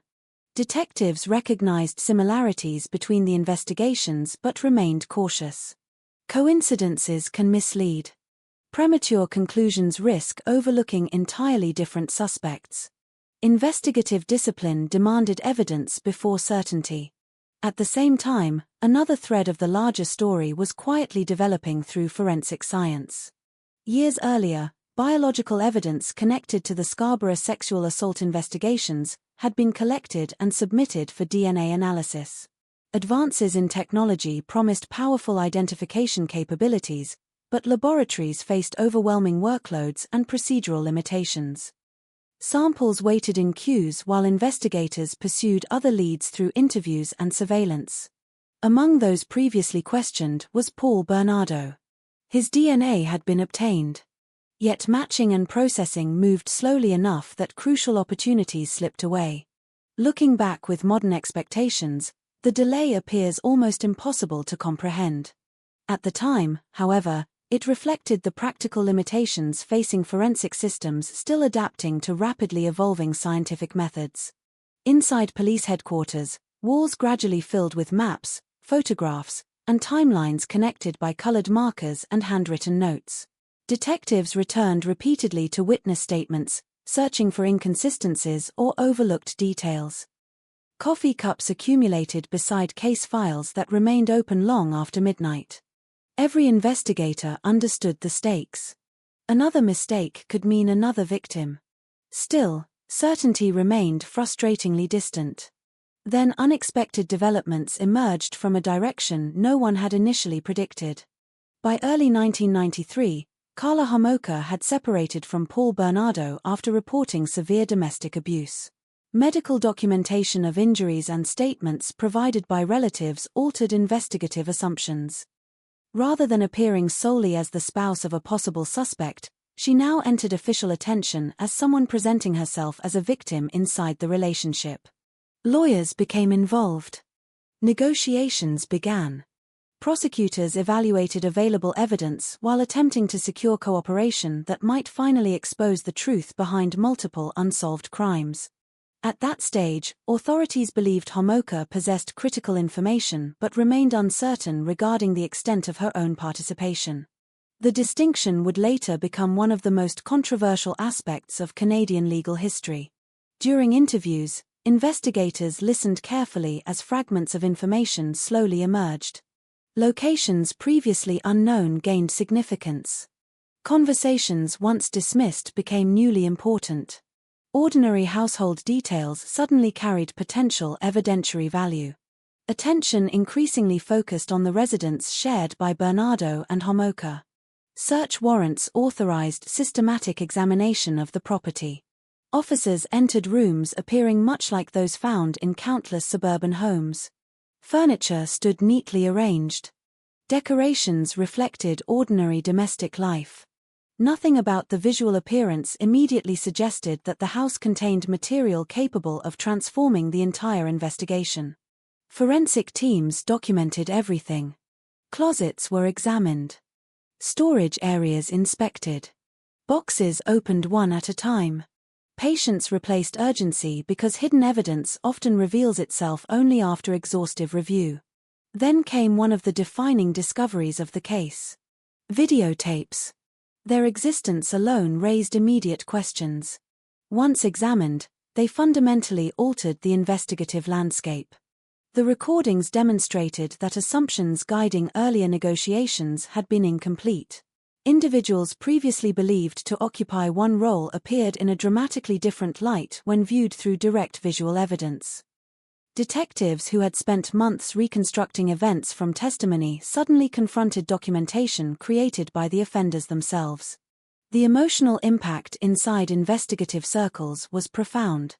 Experienced officers accustomed to violent crime found themselves reconsidering earlier conclusions. Prosecutors faced difficult legal realities because agreements had already been negotiated based on the information available before the tapes surfaced. Public disclosure would eventually trigger nationwide debate over justice, accountability, and the consequences of incomplete evidence. Yet in that initial moment, inside controlled viewing rooms and evidence facilities, the significance remained primarily investigative. The case had changed. Not because another witness appeared. Not because a confession solved every mystery. But because hidden evidence preserved inside an ordinary suburban house finally began revealing what words alone could never fully explain. The discovery did not end the investigation. It deepened it. Every previous statement required re-evaluation. Every timeline demanded revision. Every assumption became subject to renewed scrutiny. For the families of the victims, answers were beginning to emerge, but they arrived alongside revelations more disturbing than anyone had imagined. For detectives, the scattered pieces of multiple tragedies were slowly locking into place. And for Canada, one of the most consequential criminal investigations in its history was entering a phase that would expose failures, spark public outrage, and forever change the national conversation about forensic science, plea agreements, and the dangerous consequences of believing that an ordinary appearance is proof of an ordinary life. By the beginning of 1993, the investigation had reached a frustrating point familiar to many major homicide cases. Detectives possessed fragments but not certainty, possibilities but not proof. Every new lead seemed to branch into 3 more unanswered questions, and every apparent breakthrough dissolved under closer examination. The public saw headlines and televised updates, but inside police offices the reality consisted of endless paperwork, repeated interviews, and long nights spent comparing timelines that refused to align perfectly. The murders of Leslie Mahaffey and Kristen French had shaken communities across Ontario, yet the person responsible remained officially unidentified. Investigators understood they were likely pursuing someone capable of careful planning and calculated deception. The pattern suggested control rather than impulse, but patterns alone could not support criminal charges. The pressure mounted from every direction. Families wanted answers. Politicians demanded progress. Journalists searched for exclusive information. Every day without an arrest increased public anxiety and intensified scrutiny of the investigators themselves. Inside conference rooms, detectives covered walls with photographs connected by handwritten notes and colored strings. Locations where victims had last been seen were marked on maps. Witness statements were arranged chronologically, then reorganized geographically, then reviewed again from entirely different perspectives. The hope was simple. Somewhere inside thousands of pages, one overlooked detail might reveal the missing connection. The Scarborough sexual assault investigations continued to occupy an important place within those discussions. 4 years, police had pursued an unidentified offender responsible for a series of attacks against young women. Biological evidence collected from those crimes had been preserved with extraordinary care, reflecting growing confidence in the emerging science of DNA analysis. At the time, however, laboratories processing such evidence faced significant backlogs. Technology possessed remarkable potential. Capacity remained limited. Samples waited. Investigators waited with them. Among the individuals already interviewed in connection with those earlier assaults was Paul Bernardo. His name existed inside official records. His biological sample had already been obtained. On paper, the pieces capable of identifying him were present. In practice, they remained separated by delays no one could fully control. Those delays would later become one of the most heavily criticized aspects of the entire investigation. Had laboratory processing moved more quickly, Many believed the sequence of later crimes might have unfolded differently. But investigators cannot work with information that has not yet arrived. They continued pursuing other possibilities. Some theories focused on unknown strangers moving through multiple jurisdictions. Others explored whether organized offenders could be operating together. Several suspects attracted temporary attention before evidence eliminated them. Resources expanded and contracted as priorities shifted. Each apparent lead required surveillance, interviews, and verification. Most ultimately ended in disappointment. Then events outside traditional investigative procedures unexpectedly altered everything. Early in 1993, Carla Homolka sought medical treatment after suffering serious injuries inflicted during an assault by Paul Bernardo. Family members who saw her condition became alarmed.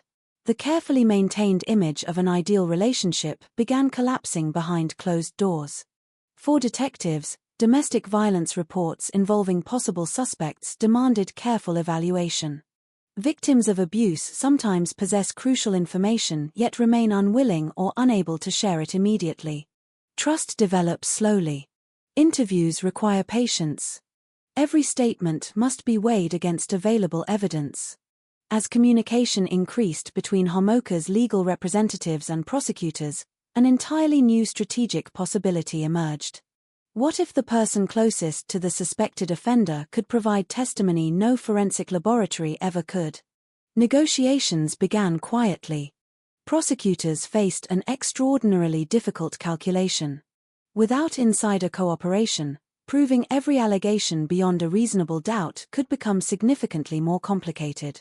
With cooperation, authorities might secure convictions and reveal the truth behind multiple unsolved crimes. The challenge lay in determining exactly how much responsibility Homolka herself carried. At that stage, investigators possessed incomplete information. She described a relationship dominated by abuse and coercion. Psychological experts recognized that prolonged violence can profoundly affect decision-making and behavior. Some believed she had been manipulated into compliance. Others remained uncertain. The available evidence did not yet settle the question. Legal discussions eventually produced what would later become known throughout Canada as the Faustian bargain. Homolka agreed to plead guilty to reduced charges and cooperate extensively with prosecutors in exchange for a defined sentence. The agreement reflected what authorities believed was necessary under the circumstances. Without complete knowledge of later discoveries, many considered it the best available path toward justice. The decision would soon become one of the most controversial plea arrangements in Canadian history. Meanwhile, detectives intensified efforts to corroborate every statement she provided. They revisited crime scenes. They re-examined physical evidence. They interviewed witnesses who had previously seemed unimportant. Even routine details gained new significance. Which vehicle had been parked outside a residence on a particular afternoon? Who remembered seeing curtains drawn unusually early? Did neighbors notice deliveries, visitors, or unfamiliar activity? Tiny observations accumulated gradually into a broader picture. Search warrants authorized comprehensive examination of the residence once shared by Bernardo and Homolka. Unlike dramatic portrayals often shown in films, forensic searches rarely involve officers rushing through rooms overturning furniture. Real investigations proceed methodically. Every cabinet is opened. Every drawer photographed. Every storage container catalogued. Investigators know that criminals frequently hide critical evidence among ordinary possessions precisely because they expect searchers to overlook it. Days turned into weeks. Boxes left untouched for months were finally opened. Documents were sorted page by page. Video equipment drew increasing attention. Some investigators believed recordings might exist. Others doubted anyone committing such crimes would preserve incriminating material inside the home. Eventually, concealed videotapes were located. Even before viewing them, officers recognized their potential significance. Evidence technicians followed strict chain-of-custody procedures while securing the recordings. No shortcuts could be tolerated. The The contents might become decisive courtroom evidence. When investigators finally examined the tapes, the atmosphere reportedly changed almost immediately. People who had spent careers investigating violent crime understood they were witnessing material that fundamentally challenged previous assumptions. The recordings contradicted the emerging narrative portraying Homocida solely as an unwilling participant acting under relentless coercion. Instead, they suggested a far more active and complex role. The discovery sent shockwaves through the prosecution team. By then, however, the plea agreement had already been completed. Legal commitments cannot simply be erased because new evidence appears afterward. The realization produced intense internal frustration. Some investigators questioned whether additional searches conducted earlier might have uncovered the recordings before negotiations concluded. Others recognized that hindsight always benefits from information unavailable at the time decisions are made. Outside investigative circles, the public remained unaware of these developments. When details eventually became known, outrage spread rapidly. Editorial columns questioned prosecutorial judgment. Television commentators debated ethics. Families of victims struggled with the possibility that one participant might receive substantially less punishment than many citizens believed appropriate. Yet from the perspective of detectives working the case in real time, certainty remained elusive until the tapes themselves emerged. Investigations are rarely linear. Evidence appears unexpectedly. Witnesses change accounts. Technology advances. An overlooked object sitting quietly inside a closet can alter years of legal strategy overnight. At the same time, forensic science finally caught up with the earlier Scarborough investigations. DNA analysis connected Bernardo to multiple sexual assaults committed years before. The long-awaited laboratory results confirmed what some investigators had increasingly suspected. The unidentified predator they had pursued under the title Scarborough Rapist was no longer anonymous. The implications were devastating. If processing had concluded sooner, authorities might have identified him before later crimes occurred. The delay became not merely an administrative issue but a source of enduring national debate about investment in forensic capacity and evidence management. For the detectives who had dedicated years to these investigations, the confirmation brought mixed emotions. Professional satisfaction at solving a difficult case existed alongside painful recognition that opportunities had been missed through circumstances often beyond individual control. Some officers privately revisited old reports searching for moments where different choices might have changed history. Others accepted the uncomfortable truth that criminal investigations operate with incomplete information and finite resources. As evidence accumulated, prosecutors prepared for what promised to become one of Canada's most closely watched criminal proceedings. Witness lists expanded. Experts reviewed laboratory findings. Thousands of pages of documentation required organization. Every procedural step would be scrutinized by defense attorneys seeking inconsistencies or weaknesses. Families of the victims faced another emotional challenge. The search for answers had evolved into preparation for trial. Healing remained impossible because the legal process demanded repeated return to painful memories. Journalists assembled outside courthouses long before hearings began. International media expressed interest. Psychologists, criminologists, and legal scholars all recognized that the case extended beyond individual crimes into broader questions about forensic reliability, plea bargaining, domestic abuse, coercion, and shared criminal responsibility. By the end of the investigative phase, detectives had transformed scattered disappearances, isolated assaults, and fragmented witness accounts into a coherent narrative supported by physical evidence, forensic science, recorded material, and testimony. The puzzle was finally taking shape. But solving an investigation and proving guilt inside a courtroom are never the same challenge. The evidence still had to withstand cross-examination. The witnesses still had to testify. The legal agreements already signed would continue shaping public perception long after the verdicts were announced. The investigation had uncovered the truth as completely as circumstances allowed. Now that truth would face its final test before judge, jury, and an entire nation waiting to learn whether justice could fully answer crimes that had already changed Canada forever. For months, the investigation had resembled a massive jigsaw puzzle dumped across several tables at once. Detectives possessed pieces that clearly belonged together, but too many critical sections remained blank. They knew the outline of the picture. They understood that multiple violent crimes were likely connected. They suspected the same individual or individuals stood behind them. Yet suspicion is not proof, and proof is the only language that ultimately matters inside a courtroom. Then, almost unexpectedly, the missing pieces began to appear. The turning point did not arrive with a dramatic chase through city streets or an emotional confession delivered under bright interrogation room lights. It emerged gradually, through legal negotiations, forensic persistence, and the careful review of evidence that had been hidden in plain sight. By early 1993, the relationship between Paul Bernardo and Carla Homolka had collapsed publicly. Reports of domestic violence forced people close to the couple to reconsider what they believed they knew. Family members who had once seen an affectionate marriage now confronted visible injuries and disturbing allegations. To outside observers, Carla appeared frightened. She described years of intimidation and abuse. Medical documentation supported claims that she had suffered serious physical harm. Investigators faced an immediate dilemma.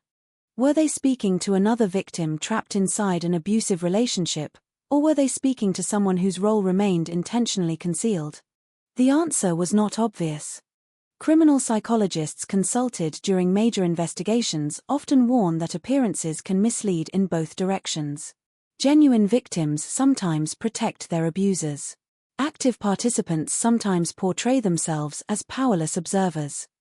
Trauma, manipulation, loyalty, fear, and self-preservation can exist simultaneously, making simple conclusions dangerous. As prosecutors evaluated the available evidence, they confronted a difficult reality. The strongest witness against Paul Bernardo might be the woman who had lived beside him. Negotiations intensified. Lawyers met behind closed doors. Every sentence proposed inside conference rooms carried enormous consequences for future proceedings. Eventually, an agreement took shape. Homolka would provide detailed cooperation in exchange for a reduced sentence reflecting what authorities then believed to be her legal responsibility. At the time, prosecutors considered the arrangement painful but necessary. Without her testimony, they feared proving certain allegations beyond reasonable doubt might become significantly more difficult. The decision rested on incomplete information. No one yet knew what remained hidden. While legal teams finalized documents, investigators continued examining every item recovered during searches of the couple's residence. Evidence technicians moved methodically through storage areas where ordinary household possessions sat untouched for months. Dust-covered forgotten boxes. Old videotapes rested among unrelated belongings. To anyone unfamiliar with forensic work, they might have appeared insignificant. To experienced investigators, they represented unanswered questions. Each cassette required cataloging. Each label required documentation. Each item followed strict chain of custody procedures before examination. When the recordings were finally reviewed, the atmosphere reportedly changed almost immediately. Silence replaced conversation. Not because investigators lacked words, but because the material forced them to reconsider assumptions that had guided months of legal strategy. The videotapes suggested participation where some had expected only coercion. Behavior interpreted through interviews alone appeared dramatically different when preserved visually. The distinction was profound. Evidence no longer depended entirely upon memory. It existed independently. Detectives who had built theories around witness statements suddenly possessed direct documentation that challenged portions of those narratives. Within investigative offices, meetings became urgent. Senior officials reviewed implications. Prosecutors recognized a devastating complication. The plea agreement had already been signed. The legal system values finality. Agreements negotiated in good faith cannot simply disappear because later discoveries prove more damaging than expected. That realization generated frustration extending far beyond law enforcement. When details gradually entered public discussion, many Canadians questioned whether justice had already compromised itself before uncovering the complete truth. Editorial writers criticized the process. Talk radio programs debated responsibility. Legal scholars argued over whether prosecutors had possessed any realistic alternative given the evidence available at the time. The controversy would continue for decades. Meanwhile, another breakthrough unfolded within forensic laboratories. After extended delays, DNA analysis linked Paul Bernardo to multiple earlier sexual assaults in Scarborough. The scientific confirmation established what investigators had pursued unsuccessfully for years. The unidentified serial offender responsible for terrorizing young women finally had a name. For detectives who had worked those cases, the results produced complicated emotions. Vindication mixed with regret.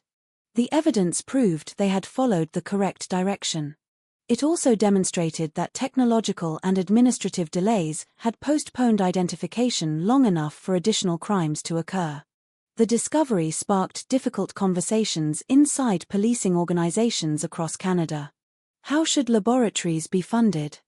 Could emerging forensic technologies handle increasing demand?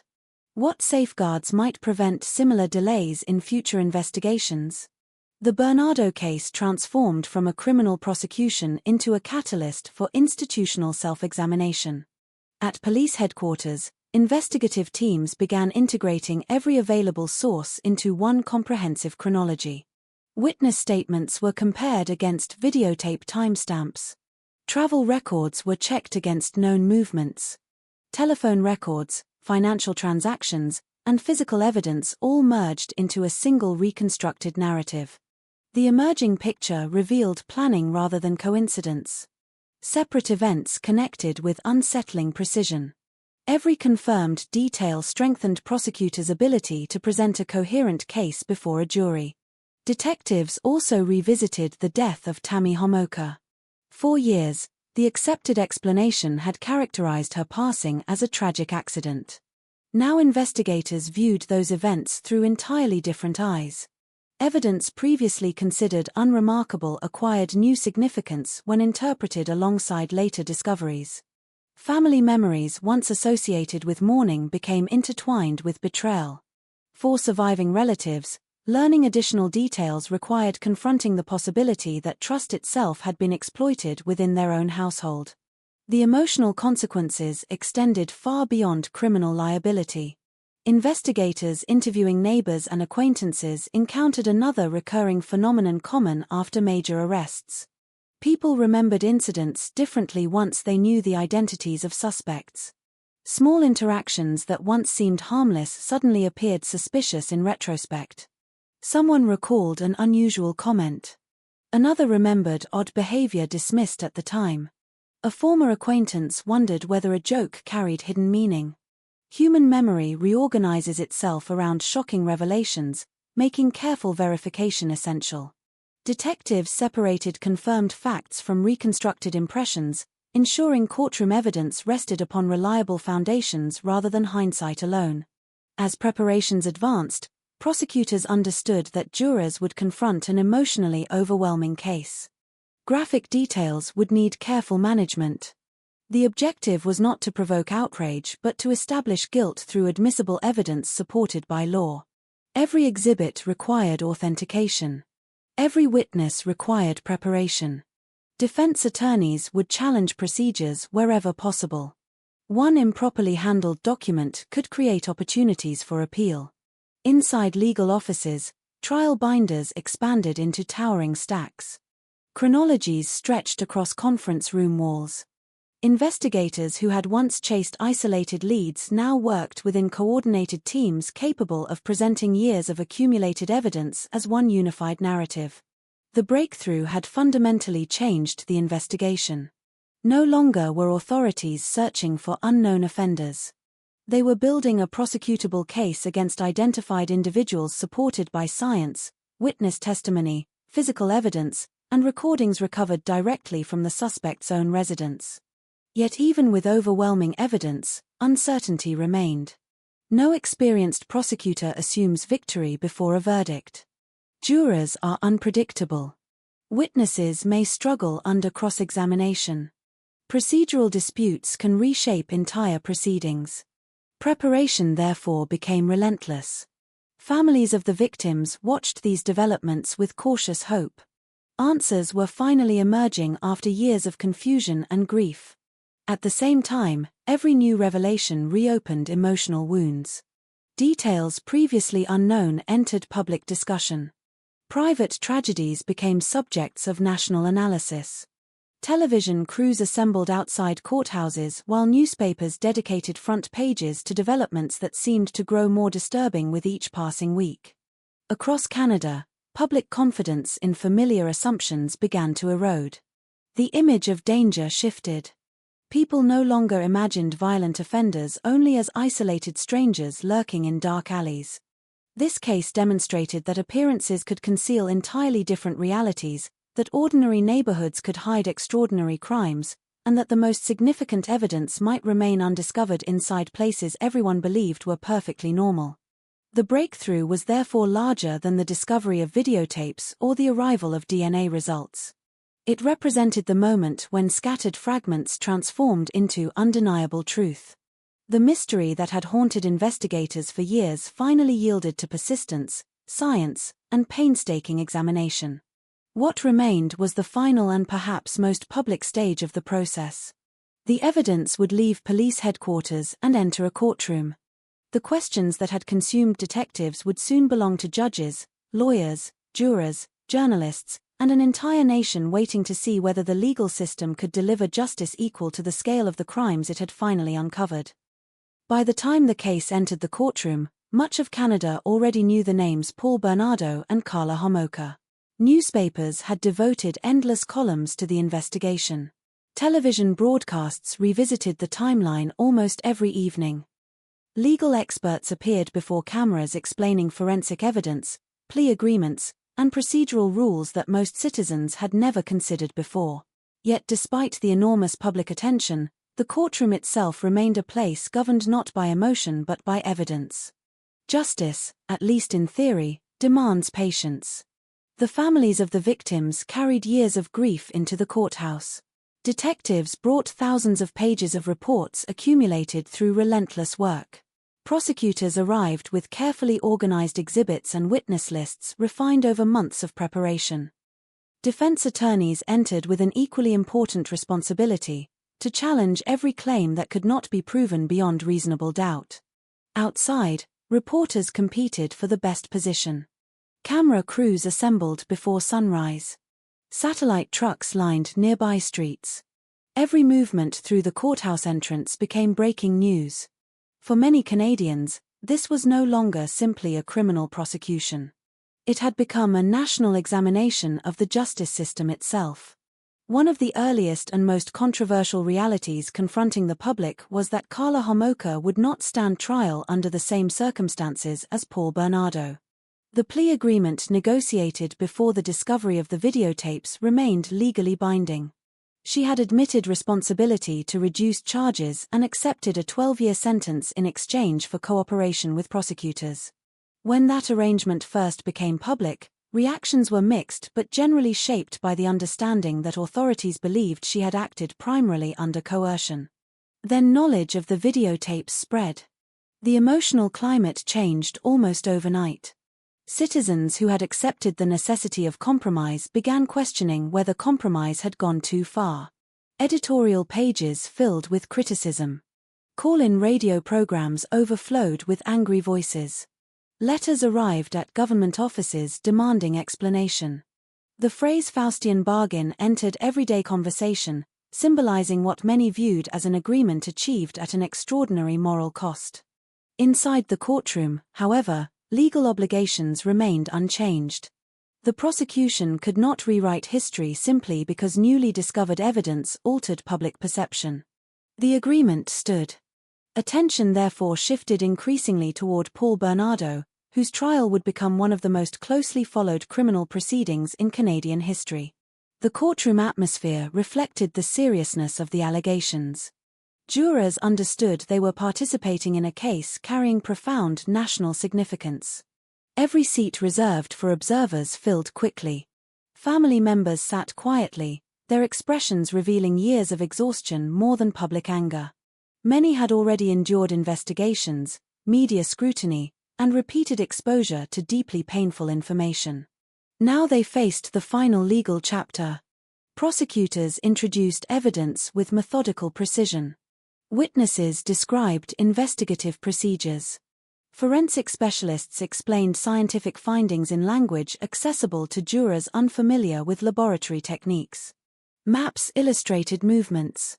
Timelines connected seemingly unrelated events. Physical exhibits linked locations to individuals. Rather than relying upon dramatic confrontation, the prosecution focused on accumulation. One fact supported another. One document reinforced another. Gradually, an extensive mosaic emerged before the jury.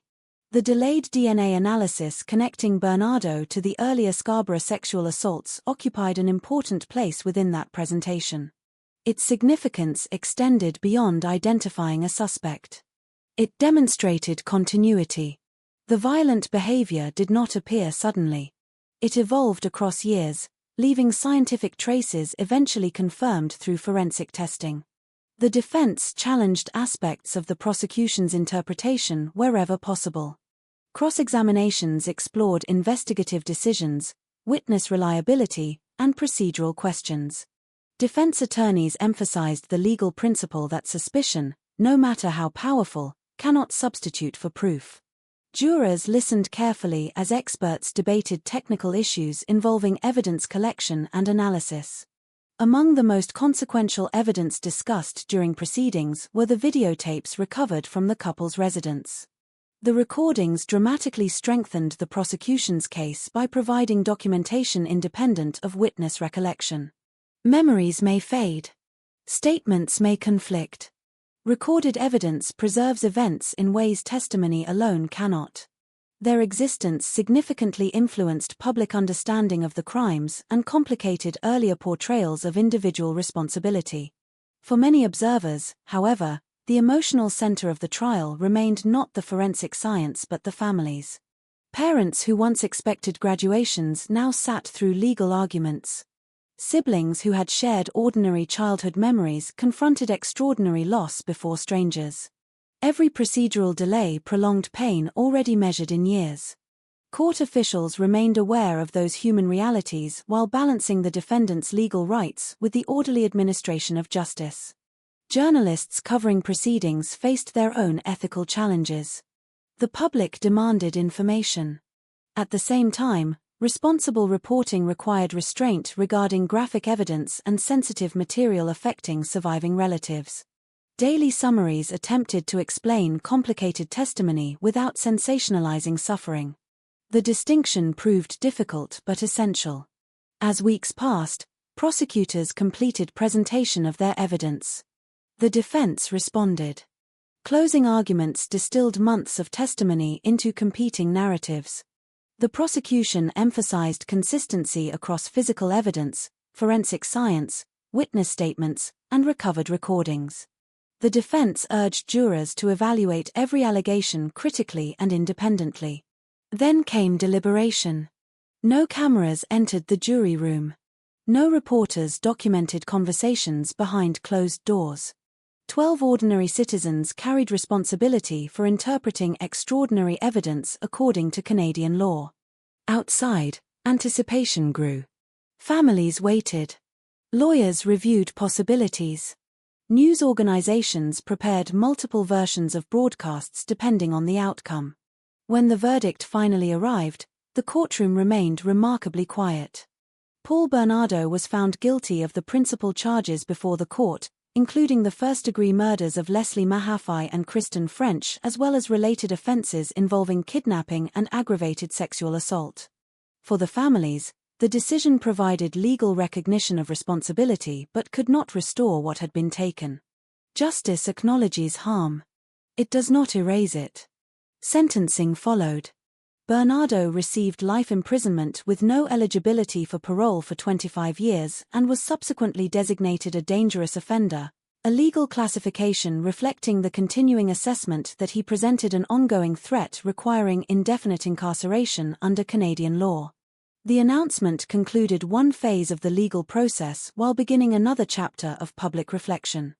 Many citizens expressed relief that Bernardo would remain imprisoned. Others immediately returned to unresolved questions surrounding Homolka's plea agreement. Her 12-year sentence remained unchanged despite revelations emerging after negotiations had concluded. Legal experts explained repeatedly that agreements entered in good faith cannot easily be undone without undermining broader confidence in negotiated resolutions across the justice system. The explanation satisfied some observers. It frustrated many others. When Homolka was eventually released after serving her sentence, controversy returned immediately.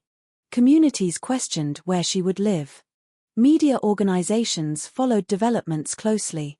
Public debate reignited regarding rehabilitation, accountability, and the limits of legal certainty when critical evidence surfaces too late. For prosecutors involved in the original negotiations, the criticism remained deeply personal. Many defended their decisions by emphasizing the information available at the time.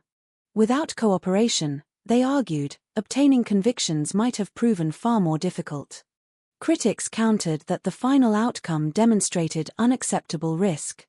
The disagreement persists decades later because it reflects broader philosophical questions rather than simple factual disputes. Can imperfect justice still be justice?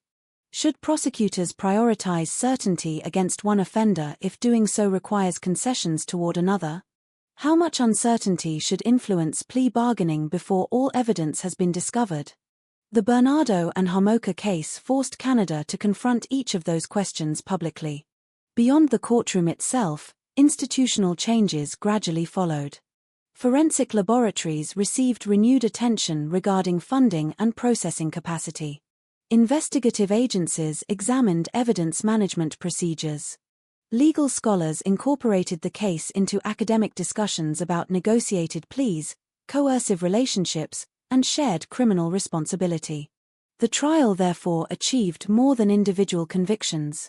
It exposed vulnerabilities inside systems many citizens had previously assumed functioned without serious limitation. As the final hearings concluded, courtroom benches slowly emptied. Reporters packed equipment. Lawyers collected files accumulated across years of preparation. Families walked through courthouse doors carrying neither celebration nor triumph but a quieter form of resolution born from knowing that formal accountability had finally been established. The legal proceedings had reached their conclusion. The emotional consequences had not.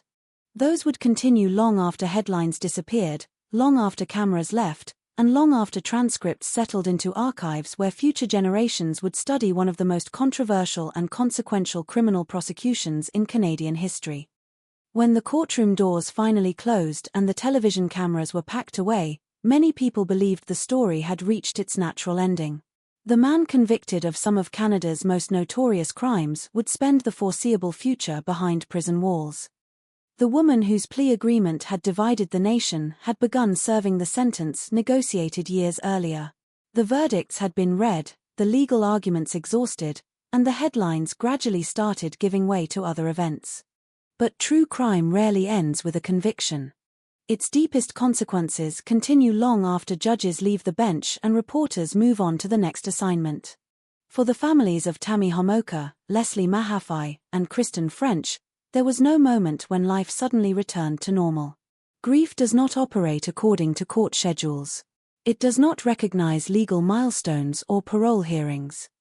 It settles quietly into birthdays, anniversaries, empty bedrooms, and family photographs that never gain another face. Every holiday carried an invisible absence. Every Christmas gathering reminded relatives of someone who should have been sitting at the table. Every graduation season invited thoughts of futures that had disappeared before they could begin. Parents who once imagined weddings and grandchildren instead found themselves preserving memories, holding on to childhood keepsakes that had become irreplaceable connections to lives interrupted far too soon. The passage of time softened certain emotions but sharpened others. Shock eventually faded. Questions did not. Could these crimes have been prevented? Would earlier DNA analysis have changed history? What if evidence had been processed months sooner? What if investigators had possessed today's forensic technology rather than the limited resources available at the time? Those questions became part of the national conversation because they reached beyond one investigation. They challenged the systems designed to protect the public. The backlog in DNA processing became one of the most widely examined aspects of the case. By the early 1990s, forensic science had already demonstrated extraordinary potential, yet laboratories struggled with increasing demand and limited capacity. Biological evidence collected from earlier assaults involving Paul Bernardo existed, but scientific confirmation arrived only after additional tragedies had already unfolded. For police agencies across Canada, the lesson was unmistakable. Collecting evidence means little if the infrastructure required to analyze it cannot keep pace. Governments, forensic specialists, and legal experts pointed to the Bernardo investigation when discussing investment in laboratory services and evidence management. The case became more than a prosecution. It became a warning. At universities, law schools incorporated the proceedings into discussions about plea negotiations and prosecutorial discretion. Students examined transcripts and legal decisions, debating whether authorities had acted responsibly when entering into the agreement with Karla Homolka. Some argued that prosecutors made the best possible decision using the information available at the time. Others insisted that the arrangement demonstrated the danger of bargaining before every piece of evidence has been discovered. Neither side could completely dismiss the other. The legal system often requires decisions under conditions of uncertainty. Waiting indefinitely for perfect information may allow offenders to escape accountability altogether. Acting too quickly risks consequences impossible to reverse. The Bernardo and Homolka case illustrated that tension with painful clarity. Public anger surrounding Homolka's sentence remained remarkably persistent. When details from the videotapes became widely understood, many Canadians struggled to reconcile what they believed they had witnessed with the 12-year sentence already guaranteed through the plea agreement. Editorials questioned fairness. Radio hosts invited emotional callers to express frustration. Community meetings occasionally turned into broader discussions about confidence in the justice system. Even after Homolka completed her sentence and was released in 2005, controversy followed. She largely withdrew from public attention, changed her identity, and attempted to establish a private life away from constant media scrutiny. Yet every reported sighting generated renewed debate. Parents expressed concern. Victims' advocates revisited old arguments. Journalists once again found themselves reporting on decisions made years earlier. The legal chapter had concluded. The public conversation had not. Paul Bernardo's continued imprisonment carried a different significance. His designation as a dangerous offender reflected official recognition that ordinary sentencing principles alone could not adequately address the ongoing assessment of risk. The decision reassured many members of the public while also highlighting Canada's mechanisms for dealing with offenders considered exceptionally dangerous. Periodic discussions surrounding parole eligibility inevitably attracted attention, reminding the country that some cases never truly disappear from collective memory. For investigators who spent years working the file, retirement did not erase experience. Many later reflected on the emotional toll of the case. Major investigations demand extraordinary commitment, often requiring officers to revisit distressing material repeatedly while maintaining professional objectivity. Detectives described reviewing evidence late into the night, replaying timelines, and wondering whether one overlooked clue might have accelerated the search for truth. Forensic specialists remembered the responsibility accompanying every laboratory result. Lawyers remembered the impossible calculations involved in negotiating under uncertainty. Each participant carried different memories of the same history. The case also transformed public understanding of criminal partnerships. Many people instinctively imagine violent offenders acting alone. The relationship between Bernardo and Homolka challenged that assumption and generated continuing research into coercion, manipulation, shared offending, and interpersonal dynamics within criminal behavior. Psychologists debated whether traditional categories adequately explained what occurred. Some emphasized dominance and abuse. Others highlighted evidence suggesting active collaboration. Still others argued that reducing complex human behavior to simple labels risks overlooking uncomfortable realities. Those debates continue because the available evidence resists uncomplicated conclusions. Media coverage evolved as well. Early reporting focused primarily on the search for suspects. Later attention shifted toward sensational details uncovered during the investigation. In the years that followed, journalists increasingly reflected upon ethical responsibilities when covering crimes involving young victims and grieving families. How much information serves the public interest? When does necessary reporting become exploitation? How should victims be remembered when notorious offenders dominate public fascination? The Bernardo case repeatedly forced those questions into editorial meetings across the country. Perhaps the most enduring legacy emerged within ordinary households. Parents changed routines. Many became more cautious about allowing children to travel alone. Schools expanded discussions about personal safety.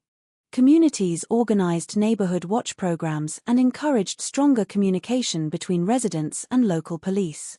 Although no precaution can eliminate every risk, awareness itself became part of the lasting social impact. Yet caution should not become the only lesson remembered. The victims deserve more than being viewed solely through the lens of fear. Tammy Homolka was not defined by the circumstances surrounding her death but by the life she should have continued living. Leslie Mahaffey was more than a name appearing in investigative files. She was a daughter whose family imagined decades of milestones still ahead. Kristen French represented another future interrupted, another young woman whose ambitions and relationships ended before adulthood had fully begun. Their stories remind us that statistics about violent crime always represent individual human lives. Behind every case number stands a family forever changed. Looking back from the present, the Bernardo and Homolka investigation occupies a unique place in Canadian history because it exposed weaknesses while simultaneously strengthening institutions. It demonstrated the importance of timely forensic analysis. It encouraged closer examination of plea bargaining practices. It challenged assumptions about criminal relationships. It reinforced the necessity of preserving evidence even when immediate significance remains unclear. Perhaps most importantly, it revealed that justice is rarely simple. Trials produce verdicts. Sentences establish accountability. Neither can fully repair irreversible harm. The legal system exists to determine responsibility, not to restore stolen futures.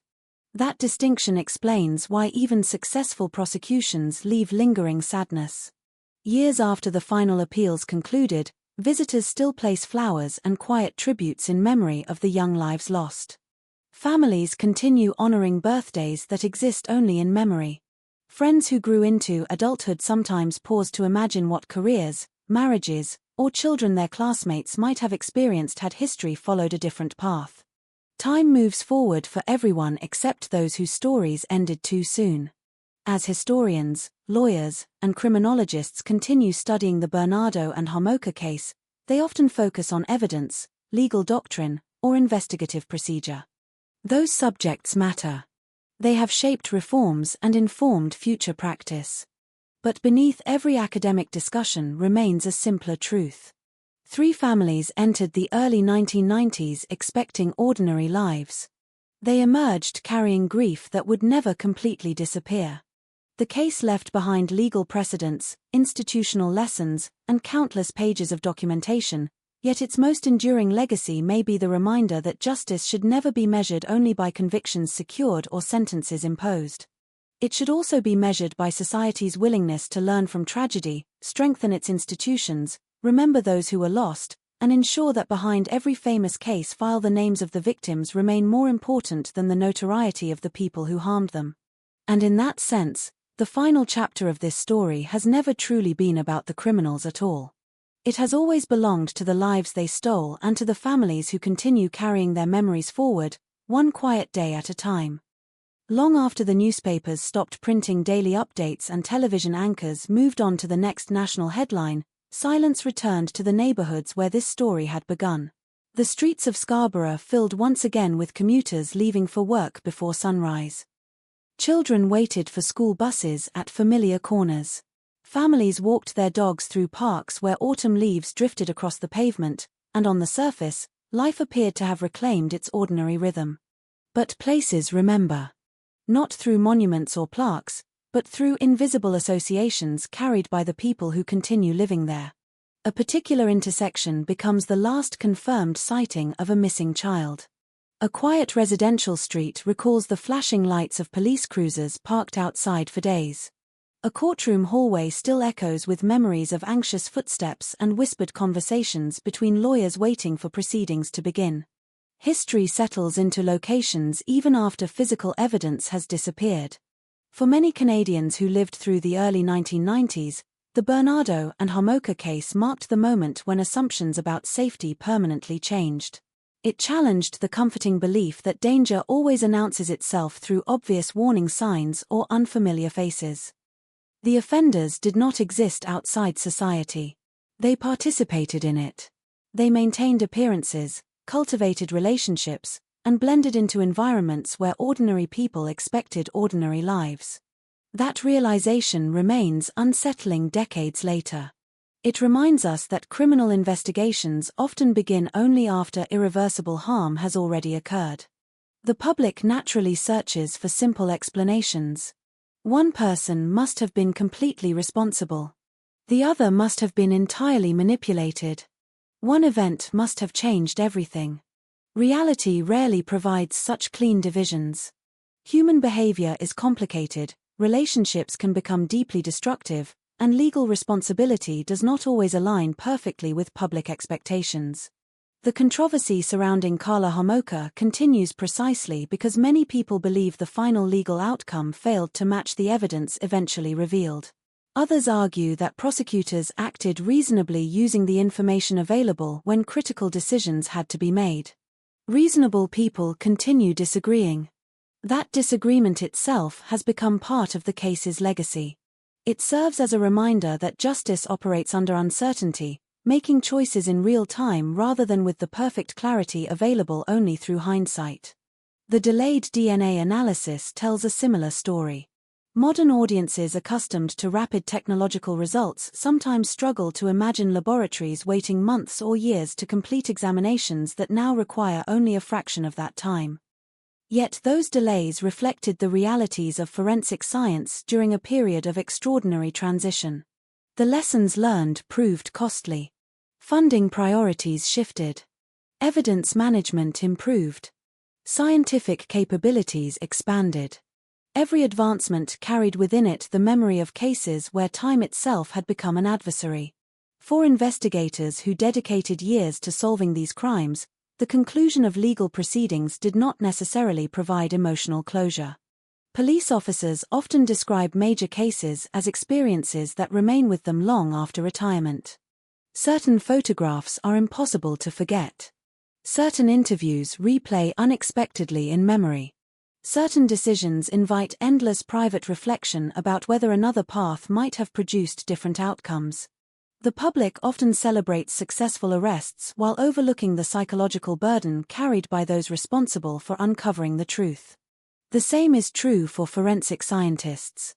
Behind every DNA profile lies a technician spending countless hours documenting procedures with painstaking precision.